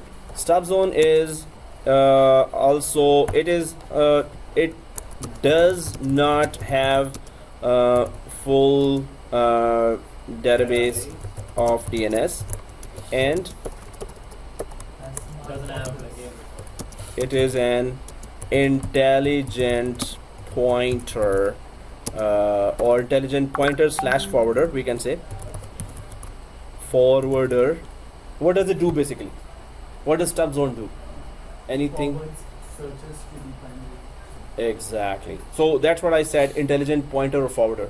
So there's a user in, suppose, Nunavut, and that's a very small branch there, which is not developed at all. And that user just wants to know, where is that color printer in Toronto? Where is that color printer in Toronto, right? So because it does not have its own database, it has to tell that user, or it has to forward that request of the user to the correct DNS server. There is New York DNS server, there is Toronto DNS server. The color printer is actually in Toronto, not in New York, right? So this it is intelligent pointer, means it's not gonna check first in New York, hey, do you have that color printer, and then Toronto, do you have color printer, then London, do you have color printer? It will directly know which exact DNS server has that printer that my user is requesting to access. So it will directly point the request of the user who's trying to access the printer. It will directly point to the DNS server of Toronto branch, where it knows that the printer resides there, right? That record, that A record of a printer is actually there in the Toronto branch. It's not in London branch. It's not gonna send the request to DNS. Hey, can you check where is that? Hey, can you check where is that A record in London or New York? It's gonna just directly straight it. So it is an intelligent forwarder. It's gonna forward it to the correct DNS. It is an intelligent forwarder. So it will forward the DNS request to the correct DNS server, and the correct DNS server we actually call in terminology authoritative DNS server. That has the authority, that really knows, oh, this record is in my branch. You don't have to go to any other branch. I'm authoritative about this record. Authoritative also means that you can change any information in the record, but this also means that authoritative DNS server means that it knows exactly where that device is, a record for that device is. It gives with by IP address or by name. Yeah, so it has reverse lookup zone information and forward lookup zone information with the same thing. So it will know that, oh, it is in my branch. So don't go to New York DNS server or don't go to No, London but DNS how server. it reads? By name or by IP? By name. So if the request is that it is trying to just ping, it knows the printer name, but it doesn't know the IP. Otherwise, it knows the IP. So the request will go to reverse lookup zone if the user has an IP and wants to know. If a user wants to know the name, then request will go to forward lookup zone. So DNS has these three types of zones here. Now, also you have to add it doesn't have a record. Oh It doesn't yeah. have a record, that's why it's It doesn't have a database of the. Yeah, did I put that? It doesn't have a database file. Database file has all the A and pointer records, or forward lookup zone or reverse lookup zone. So it does not have full database. Yeah, there it is. So it does not have full database. So this means that it has nothing, no A records, no pointer records. Only forward lookup zone has full database and reverse. Only primary zone has full database here, and secondary zone has full database.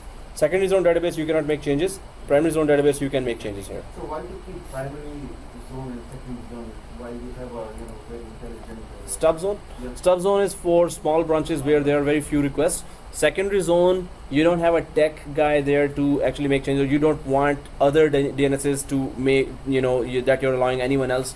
You're connected to this DNS and somebody else connected to another DNS and make a wrong change there. So you don't want anyone to mess up with the rest of the DNS servers. But secondary DNS server is always there when it's a large branch, primary and secondary, when it's a very large branch. So stub zone will only point to the next branch. Hey, I just know which other DNS server knows that. So this means there's a lot of WAN traffic there. So that's why a small branch will have. Yeah, large branch we cannot main afford to reason do we that. are doing this is just to avoid the WAN traffic. traffic and Exactly. Yeah. So that's why the local DNS secondary has to be there, primary has to be there. Okay, guys. So DNS primary zone, secondary zone, and it is a stub zone is a intelligent forwarder here, and okay. So these are some more of those examples. Hey, these are the notes I asked you to create. Why am I creating that? Oh, okay. Anyway, Thank you.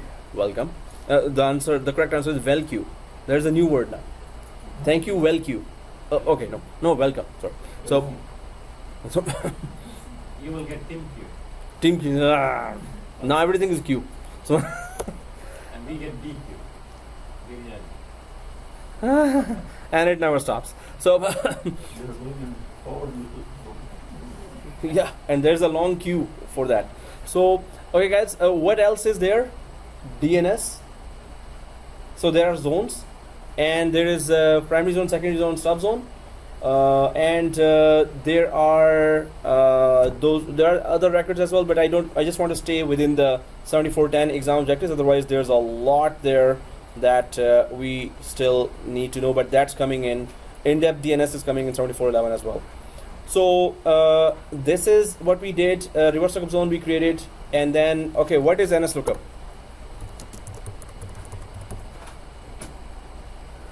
NS lookup is what? Will show the default server and IP address.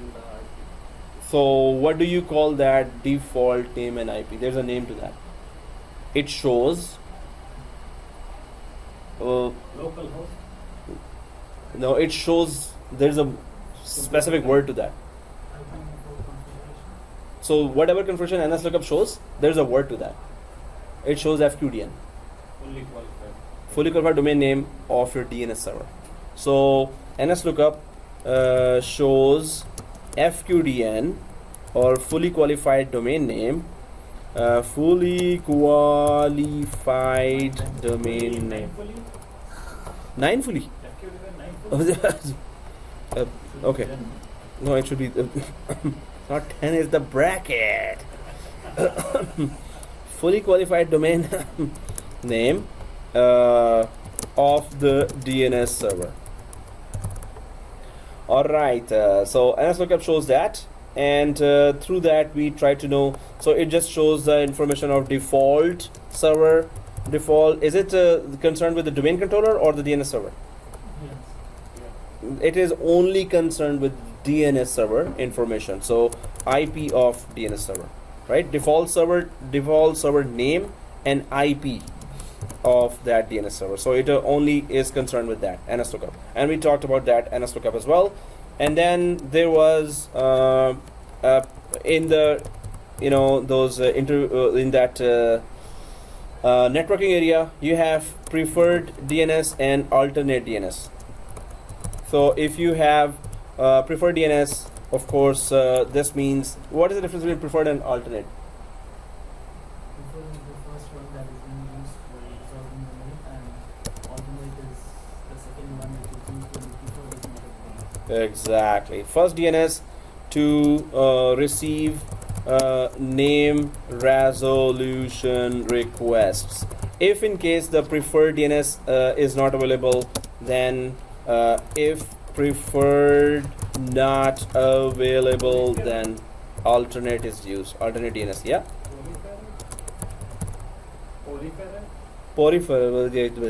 What? Preferred and preferred. Okay, so yeah, preferred. Preferred. If preferred DNS not available, and extra O1 you want to I need to take screenshot. yeah, if it is preferred, then yeah, even screenshot may not work. So this is preferred and alternate. So these are the things that we touched on 7410, and 7411 will elaborate and go much more in depth with DNS servers.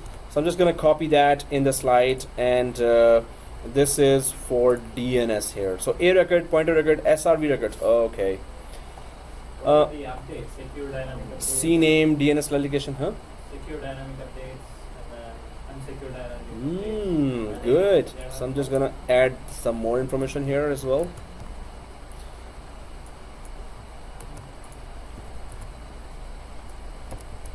So there are then, wow, even the screen is saying, okay, that's enough. I don't have enough space here. Can you use the next page? Okay. If I start writing here, oh, you can see that, right? Okay. So then there is, sorry, you were saying? Secure dynamic updates and Oh. unsecure dynamic. So what is the difference between secure dynamic updates and unsecure dynamic updates?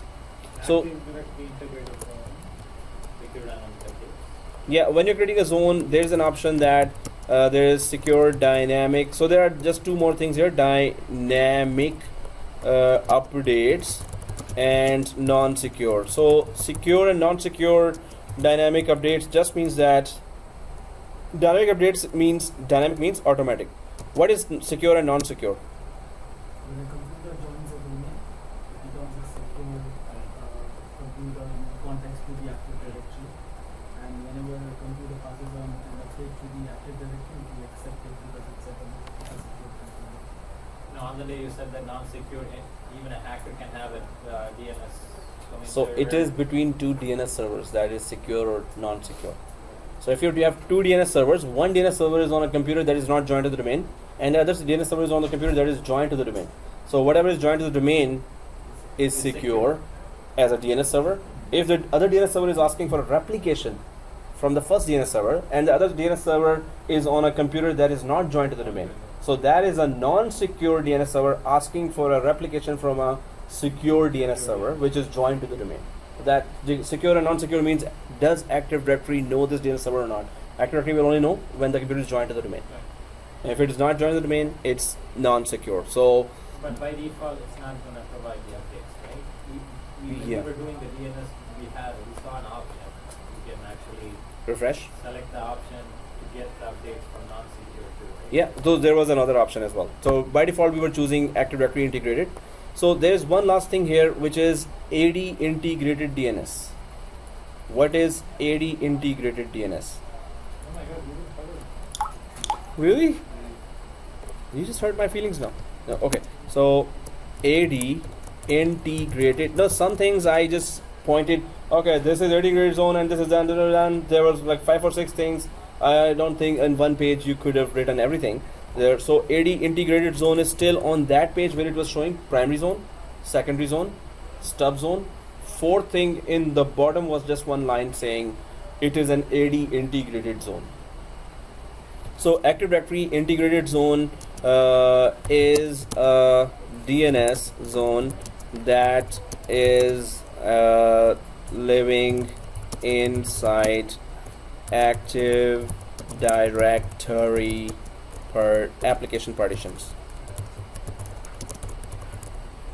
These notes will come handy to you in 411, 412 as well, because what you need to know basics about DNS is all there in one page now. Thank Okay. So it is AD integrated zone means that so when we install Active Directory and we keep the option of DNS selected there, so Active Directory not only installs the DNS for us, it also integrates totally DNS with Active Directory. These are two separate roles and they will always be separate roles, but they are integrated. So anything happens in Active Directory, DNS at once takes a notice of that. Anything happens in DNS, Active Directory at once takes a notice of that. So they react to each other's whatever modifications we are doing. So DNS is always integrated with Active Directory if we keep the option of AD integrated zone checked. This is the option on the same page. In 7411, we're gonna do the same drill of creating the two new. So whatever 7410 you have on Friday or today, delete those machines, right? So keep the template machine there, but delete all the other machines. We don't need. Yeah. So we're gonna create Active Directory again, and it will be new, and we're gonna put those snapshots on very important locations there. So but don't delete template. I think if there is any new student came here, then we have to create a template again. But I think we're gonna be the same students. Oh, 7411. There were 2 students saying they wanted to join. Anyway, let's see who joins and who doesn't continue. But students are dearly waiting for, and I've received some emails. Hey, when are you starting 411? When are you starting 411? Anyway, so here integrated zone. How we can start server 11? Server 12? Server 11 sort of? Which one is that? Instead of Server 1 and 2. Oh, so you have it at home as well, right? So here actually if we still keep 7410, it's public computers and there are so many other classes going on, so the space will go very less. So that's why we have to delete 7410, and you will be having new accounts, 7411 accounts. New Google group will be there, new WhatsApp group will be there, everything different. Or WhatsApp group, will just change the name. Anyway, AD integrated zone is that where it is integrated with Active Directory. So DNS. Okay. Oh, okay. Okay. So now I was doing exercise as well. I really needed that. Yeah. So yeah, so it's like Michael, your turn. exercise. Yeah. So this is all in the slide as well. Guys, let's go ahead because we have a lot to cover and we have already time finishing. But if we are reviewing in detail, that's always a very, very good idea. It's better it doesn't matter even if it goes next class. Yeah. Please. Yeah, keep Cover doing everything. it. Yeah, just keep doing it till next week as well. No. Oh, next class. Okay. Next class. Oh. Okay. So let's just go ahead and guys, what was server core? Server core with no graphical user interface. No GUI, OS installation. Okay. So no GUI or graphical user interface, OS installation, operating system installation. And what did we do in the lab? If you could remember, first of all, what's the purpose of that? Why would you even install that? For faster. For Yeah. First thing, it is faster operations. Any other benefit of that? Can be installed on a machine which has very low configuration. Yeah, low-end machines. It can be installed on low-end machines. So it can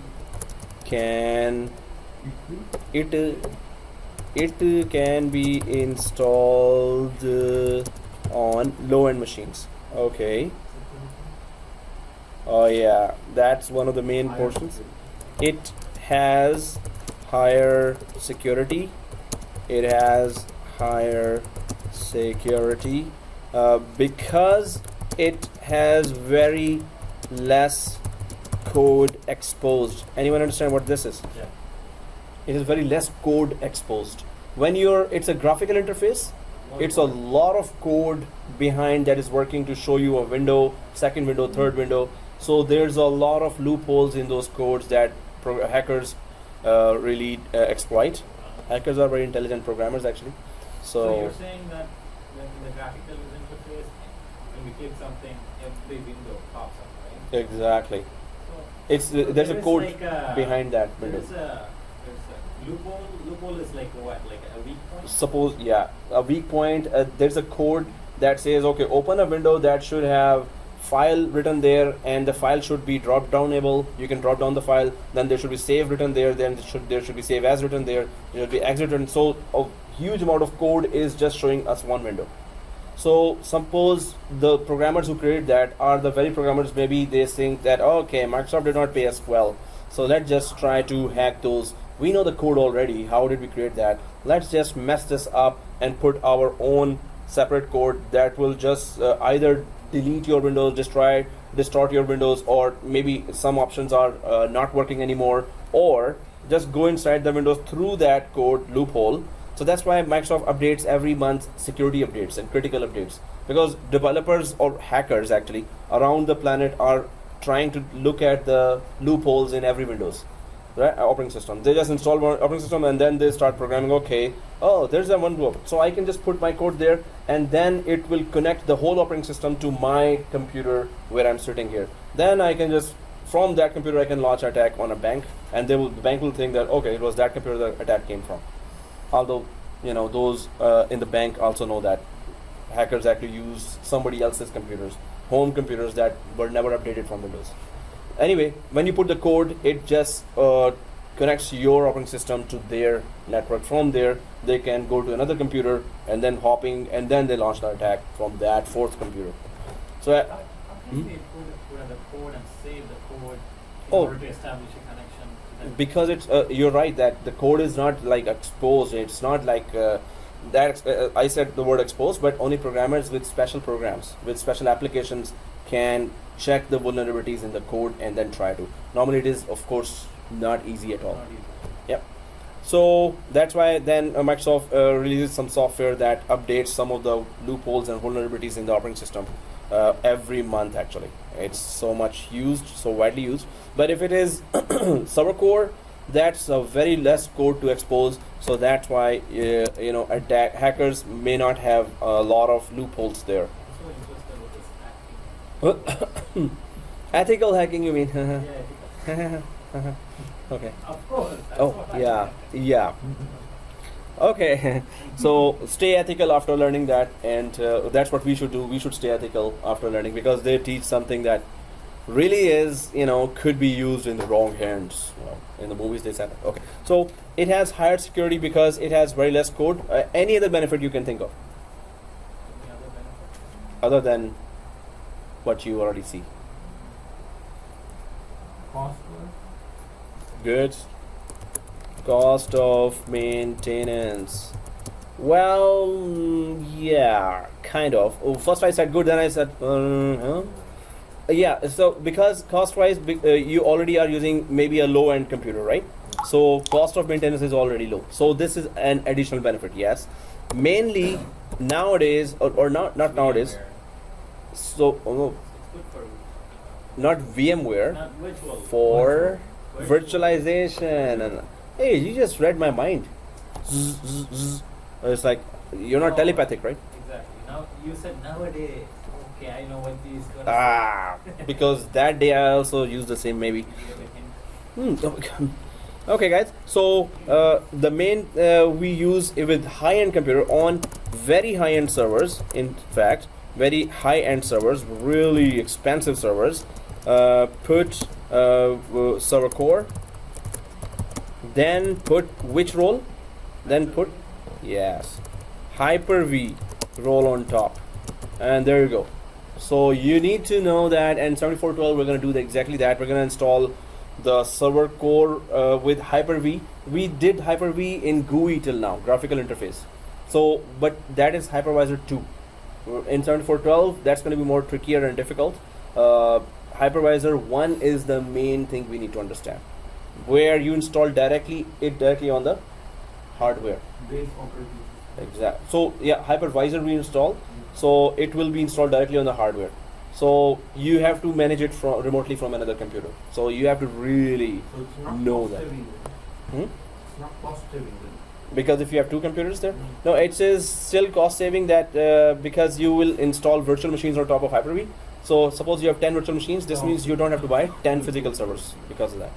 So server core main benefit here is that you can install Hyper-V role on top and virtualization. So we were doing that in the bank as well, in contracts also. Many companies have seen that they do that.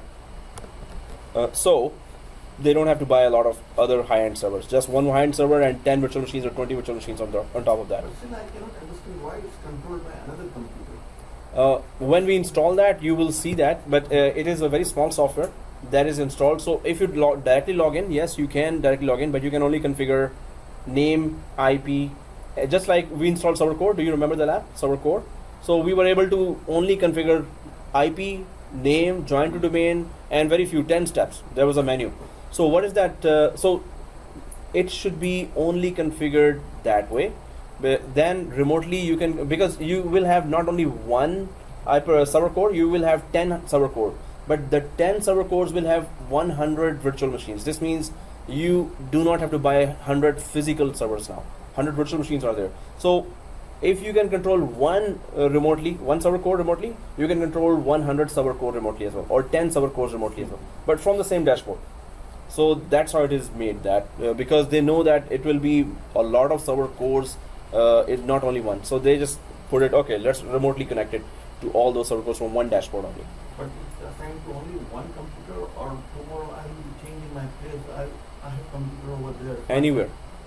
With another IP, another computer. Yeah. I can connect. Remotely connect from any computer, domain joined computer, not domain joined, even on the same network. If the same IP is there, you can remotely connect if you know the credentials of that Hyper-V. So you can easily remotely connect from any network and domain joined computers. So what was that built-in command that enables after installation of the server core? Hmm?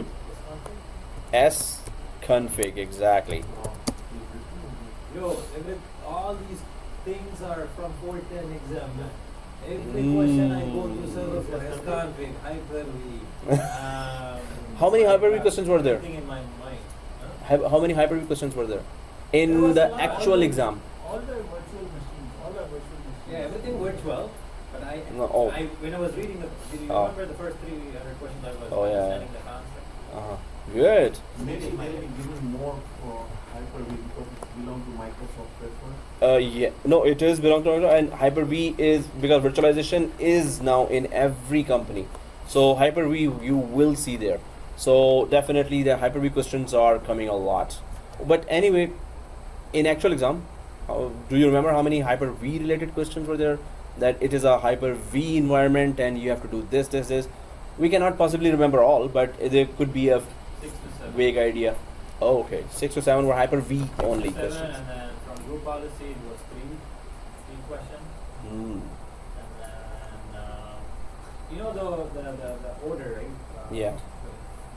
The pneumo topology, startup order, IO virtualization. There was 3 questions. That question, 3 questions came from there. For me. Yeah. Ooh. And so far, yeah. Those questions, VMware running, right? VMware 1, 2, 3, 4 running. It's VMware. VMware. Hyper-V. Hyper-V Oh, okay. session, VM1, Okay. VM2, VM3, VM4. Okay. Because that's gonna be in the job environment. You will see Hyper-V and VMware both environments there. And then so as config, there was one related question, like this server was having server core installation. This is the scenario. So Oh, and server core and Hyper-V. Cool. There was a command from NetSH, right? Yeah, NetShell. Nutshell, yeah. NetSH.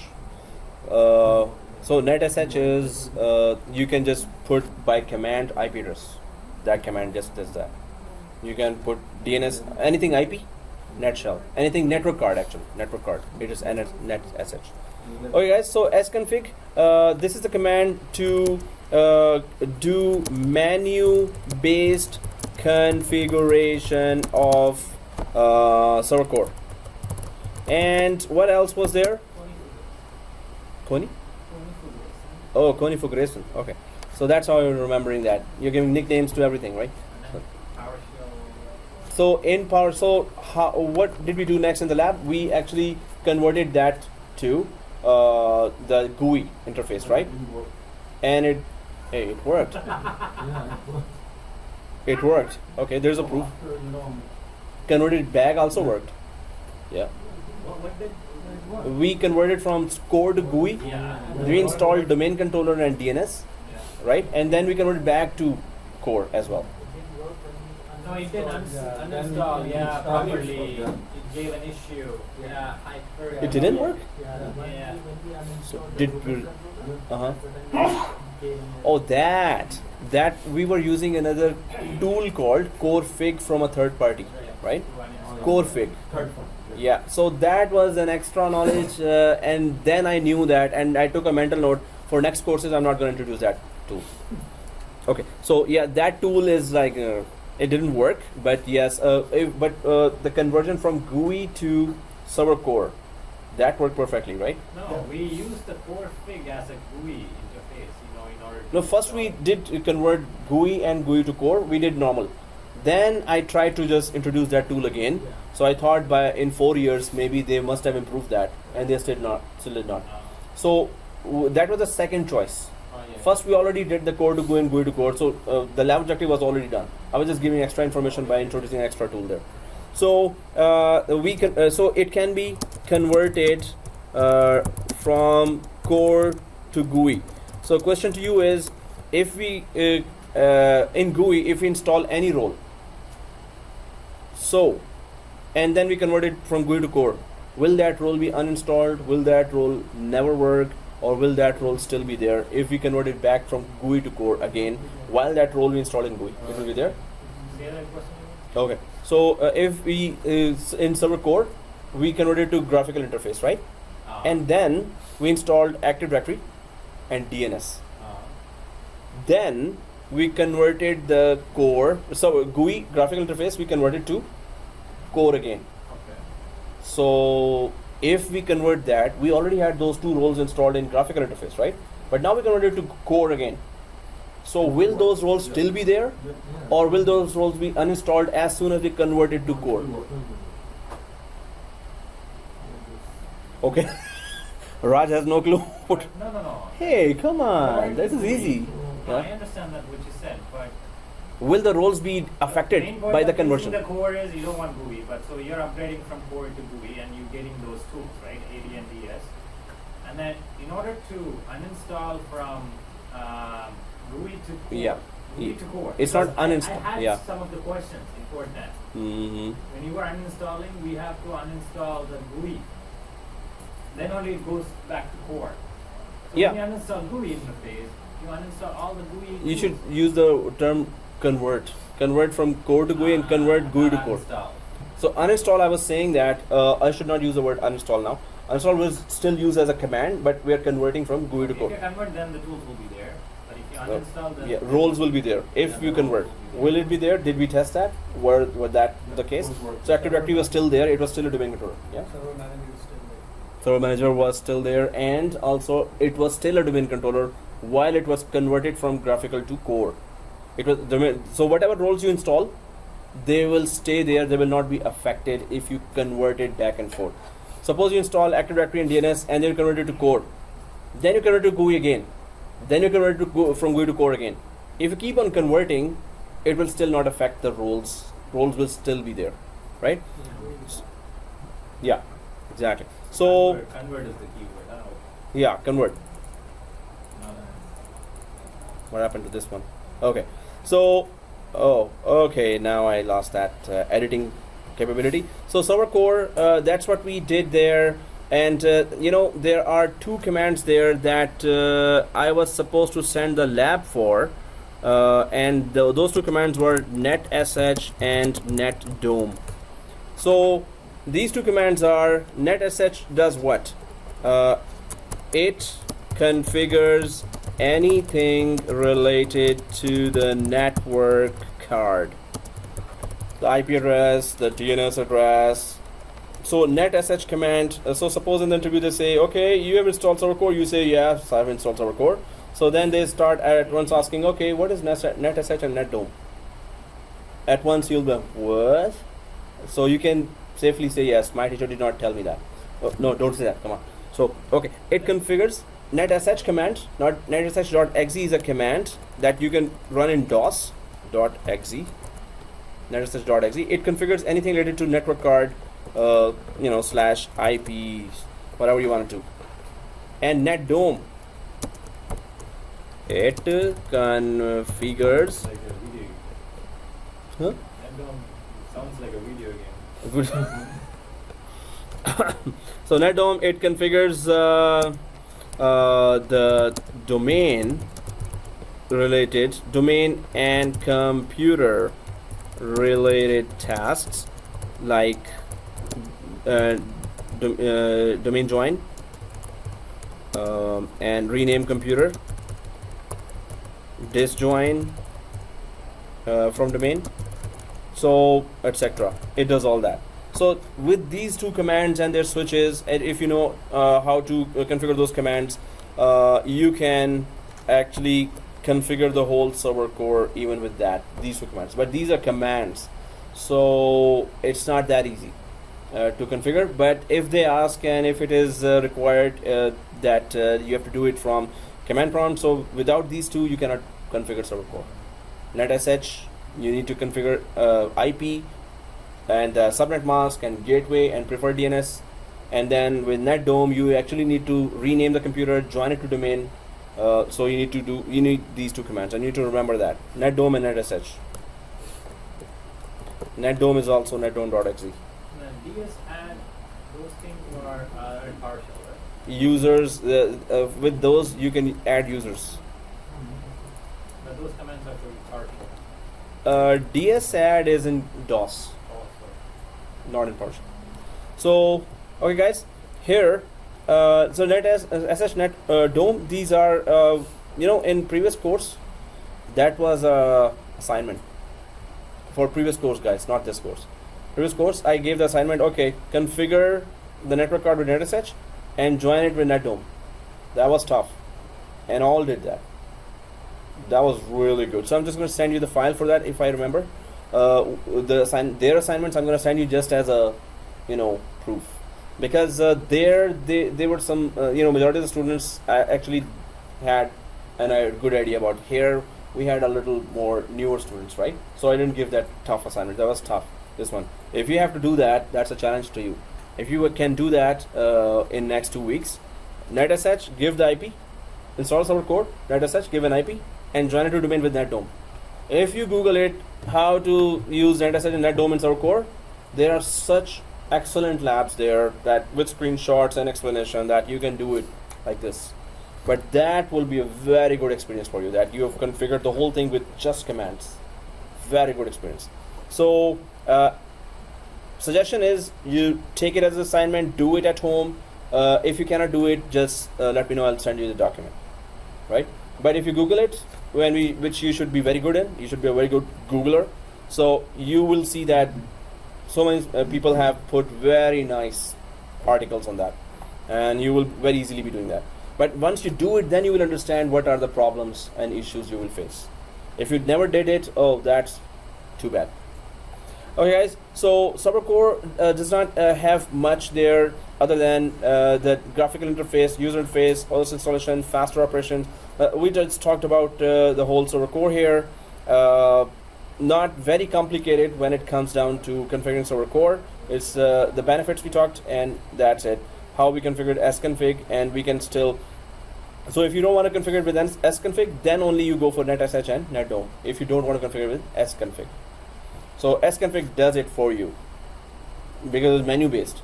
And netsh you have to type the whole command. And ccna, when is it starting anyway? Oh, okay. So in ccna you will know. Huh? Next week. Oh, okay. I have no idea. CCNA, right? In fact, I may be a class fellow as well in that class. If I don't have any other class, I always have other classes. Okay. Anyway, so I really wish to upgrade my CCNA. Okay. Musaddiq and Mazarek? Okay.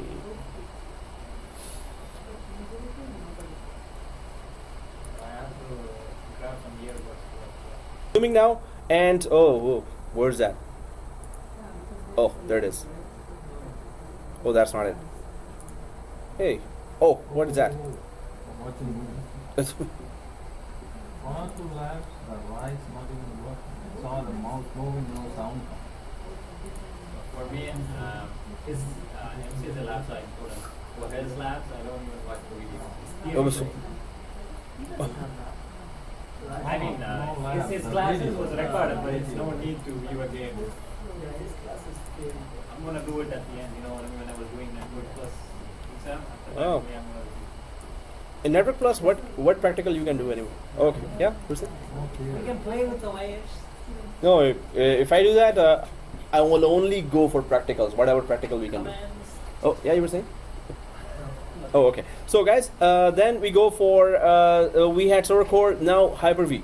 So, what are the features? There's a lot of features in Hyper-V. And there are a lot, but that's still 7410 objective. And we need to go for then, so Hyper-V here. Now, anyone can remember, first of all, what type of Hyper-V we used? Hypervisor 2 we used, right? So difference between Hypervisor 1 and 2 quickly. Hypervisor Hypervisor 1 installed On top of the actual existing hardware. mhm. The hardware. Which one? 1 or 2? One. 1 is installed directly on the hardware. Okay. And 2? Hypervisor 2, we need an actual operating system. Yeah. So it needs an operating system for its own running. So Hypervisor 2 we worked on and did workaround to make it run on VMware Workstation. So that's just our own notes or whatever we did. Then we installed Hyper-V, and in Hyper-V, so inside Hyper-V, we have 3 types of switches. 3 types of switches. Virtual switch. Wow, that was fast. Bad what? Oh, you were so excited, like oh, and in the background. Oh, did you just get excited or something? Okay, yes. Oh, seriously? Oh, okay. Okay, let us know that we have to call. Okay. Oh, Yeah. You're ready for that, right? no. All ambulance there.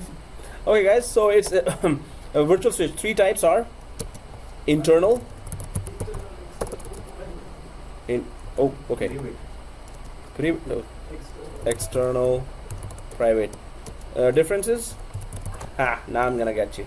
Private, it talks, if you want all the VMs to talk to each other, private is used. And then internal is between the VMs as well as the host. External, what? Yes. External is actually to the internet. To the outside World. world, like LAN and WAN. So private, it talks between VMs only, and internal, it talks between VMs and host, and external, it talks between VMs, host, outside world. So it does the previous two things still, and it's auth talks. So that auth is okay. It talks between VMs, host, and outside world as well. So these are three switches here, and the rule of thumb for the external switch is, so true or false, that the external switch is can be connected to two or more network cards. No. So Minas says no. Anyone else? External virtual switch can connect to two or more network cards. No. No. False. No. So Raj's false is like false. False. Okay, is it that false or it is false? Oh. No. Yeah, but that was the first answer, and that was a confident first answer, right? So at once when you say and with confidence, whoa, okay, he knows. No, actually my brain is somewhere here. Like, Huh? It shifted from here to the back? Can I listen to your questions? Really? Sorry. Yeah, if you need, It's you- okay, I can manage. okay. If I try to move Okay, so yeah, just try to move the tongue, but stay still. Like this. Oh, seriously, today I'm doing video. Yeah. If I laugh, Oh, guys, good jokes. Anyone has good jokes? It should be very good jokes, because he will laugh and they'll Okay. Seriously, today I have to really watch my video. So I'm doing very funny things. So we'll get 5 minutes only. For the jokes? For the video. Okay. but if I move the hand, it hurts. Oh, man, I think you. Yesterday night I yeah. gave the post-grad. Post-grad, it's like a beam, right? It caused some gas issues. Oh. If you- Okay, I think I need to pause the video now. So. It doesn't cause this gas. Oh, okay, yeah. It causes cramps. Oh, That okay. kind of- Now, so external, it talks. Hey, that was not an excuse to not answer a question. You didn't know and you blame it on the gas, the beans. Oh, Don't make me laugh. hey, today, more jokes, guys. Let's get even now. No, there's nothing to be even now. Oh, okay, guys. So let's be very seriously joke only. Don't make any funny jokes, right? Serious jokes only. So, okay. So, okay. So, okay, guys. So we're still. Anyone said yes or no? Again, the question is: external card connects to two or more network cards. External virtual switch connects to two or more Oh, physical now- network now cards. It makes sense. External virtual switch connects to or no, that's no. I was thinking NIC card, is he talking about physical NIC card, so that's why I was like delaying. Okay. The external virtual switch does not. So, you're saying this. Anyone else? You're saying? Yes? No? No? No? No. No? Okay. No. No. Okay. You are also having beans? Okay. So, guys, so external card will have, exactly as you said, only. So, what is the correct statement? Give me. External card, external virtual switch. Seriously, what am I saying? Card. External virtual switch can have only, okay, one physical only one physical NIC. So if you need another virtual switch, what do you need to do? Exactly, physical NIC, you have to add one more. And so private and internal, we just talked about that. So then when we create virtual machine, there are types of virtual machines. There is generation 1 and generation 2. What's the difference between that? VMs. Good. Finally, he answered. No, he's the shyest guy, I think. Yeah. But hey, I was waiting for some answer. no, he knows all others, but he's so I know shy. he knows everything, but only I can hear his Yeah, today we actually heard his voice, so there should be celebration. Okay, so Exactly. okay, VMs, and there's not Gene. What about Yeah. So today we heard, so there will be celebrations again. So generation 1 and generation 2. But is that the only difference between the two? Okay, what did he say? And did you agree to that? Generation 1 is what? Me and my son. Generation 1. I heard me and my son. So yeah, it's like generation 1 and 2. So he's generation 1 and he's generation 2. Okay, and he's in pain again. So, ouch. Okay. I think, yeah, maybe you should not listen to the class anymore. Yeah. Just close your ears now, and because it's still gonna be a lot of jokes. Oh, okay. So generation 1 for backward compatibility. Compatibility. There are two things actually. One is Windows 2008 based Hyper-V. Second, there's another thing that generation 1 machine has. That's a limitation. Okay, then there are three things. It has its virtual hard disk for the generation 1 virtual machine. The virtual hard disk extension is .vhd. Then there's another thing that is called a limitation in generation 1 virtual machines. That's not good. Nobody knows that. Even in your notes, you don't have that. Limitation, that's a biggest hint. That it has a limitation. That's why I will have to use generation 2 for that. I know. For the storage pool or RAID 1, RAID 5. No.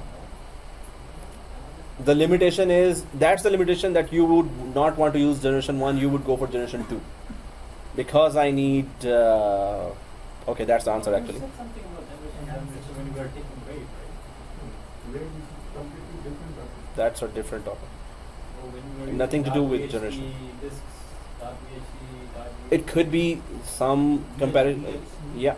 Yeah. But no, VHDX is for 2012 based VM virtual disk. But there's a limitation of, Cannot be migrated. yeah, it cannot be migrated. If suppose you have Hyper-V 2012, you select generation 2, but you also have Hyper-V 2008. Now you have selected generation 2 on Hyper-V 2012, and then later you want to migrate VM from 2012 generation 2 machine to Hyper-V 2008. If you try to migrate to 2008, it's not gonna migrate because you should have created generation 1 that is backward compatible to Windows 2008, not 2012 itself, the machine which is only not compatible to 2008, right? So, but the limitation was 2 terabytes. Okay, there's a confusion here. 2 terabyte is a limitation for MBR records, master boot records.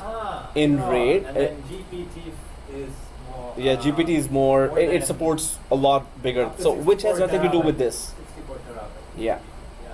So, which has nothing to do with this. There was a limitation, but not of 2 terabyte. There was a limitation of either a memory or the hard disk space. The generation 1 cannot go up to this, cannot go more than that. Generation 2 you have to get if you want to go for. So that was 2 GB memory.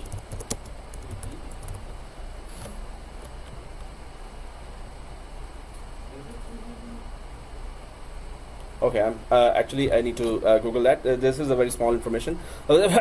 So hey, I'm just testing you that yeah, you don't know that or not. Yeah, good. It is Say a that. terabyte, Yeah. sure. 2 TB. It should be terabyte. 2 GB is like Yeah. much? No. first generation virtual machine cannot go up to. Okay, so No, it's not even memory. It's okay. Since our last joke, I think I forgot to resume the video. Whatever was the last joke where I had to pause. okay. Just Somebody said something that made me pause the video. Oh, okay, so yeah, we talked about, I don't know from where, dynamic all I memory. need is this information. So just please turn on the video. It is on. So, But we don't have to explain that now, right? We understand the written thing, right? exactly. So dynamic memory is Okay. I'll leave up. You just continue. okay. So dynamic memory is, so I'm just gonna give one liner. Dynamic memory, you give virtual machine application direct access to physical memory. That is, oh, sorry, that's not NUMA. Seriously, dynamic memory is as and when needed. Seriously, I'm also. So dynamic memory is that you give access to whatever memory you need. Oh yeah. Okay, so that was the purpose. Okay, no, so dynamic memory, that whenever you need, you can get that memory. NUMA spanning is when you get that, when you need applications in the virtual machine, get direct access to the physical memory. That is NUMA spanning. And SCVMM, if you have on physical servers, suppose you have 100 physical servers and you have Hyper-V 1 installed, hypervisor 1 installed, then either you remotely connect to one by one each hypervisor and do whatever you want, or you can install SCVMM and it will show you all 100 hypervisors, and right click and all the features of each hypervisor can come there and just, you know, access that. So, and deploying OS, attach ISO to this virtual CD and deploy. Okay, that was so easy. So these are the things that we covered in Hyper-V in terms of 7410 exam objectives. So we're going to continue on the Friday where even lesser students are coming. So you know, we could still continue some of the topics here on 7411. Who won't show up on Friday? Michael, you won't show up? Sajid. Son's graduation. Oh yeah. So and Michael. Sajid and Michael aren't coming. You're So gonna cover DHCP on Friday, right? Or DHCP? cover it today? You will review DHCP. oh, we have to review storage, DHCP, and there are 7 or 8 more topics. Okay, then I'll talk. Yeah. So we have. Sure, the video is on. So now it's your responsibility. Till now, Michael was, you're making sure. Now it's your He responsibility. was making sure, no. Oh. He was sleeping. Okay, so stopping the video. Hey, how come it's just 2 hours? Yeah, that's the thing. You will record a lot. This means we talked a lot, huh? Normally it should be 3 hours and No, Kerberos we took like 1.5 hours just for Kerberos. But that was so important. I wish all the students were there. They really missed a very important topic. You know why it's short?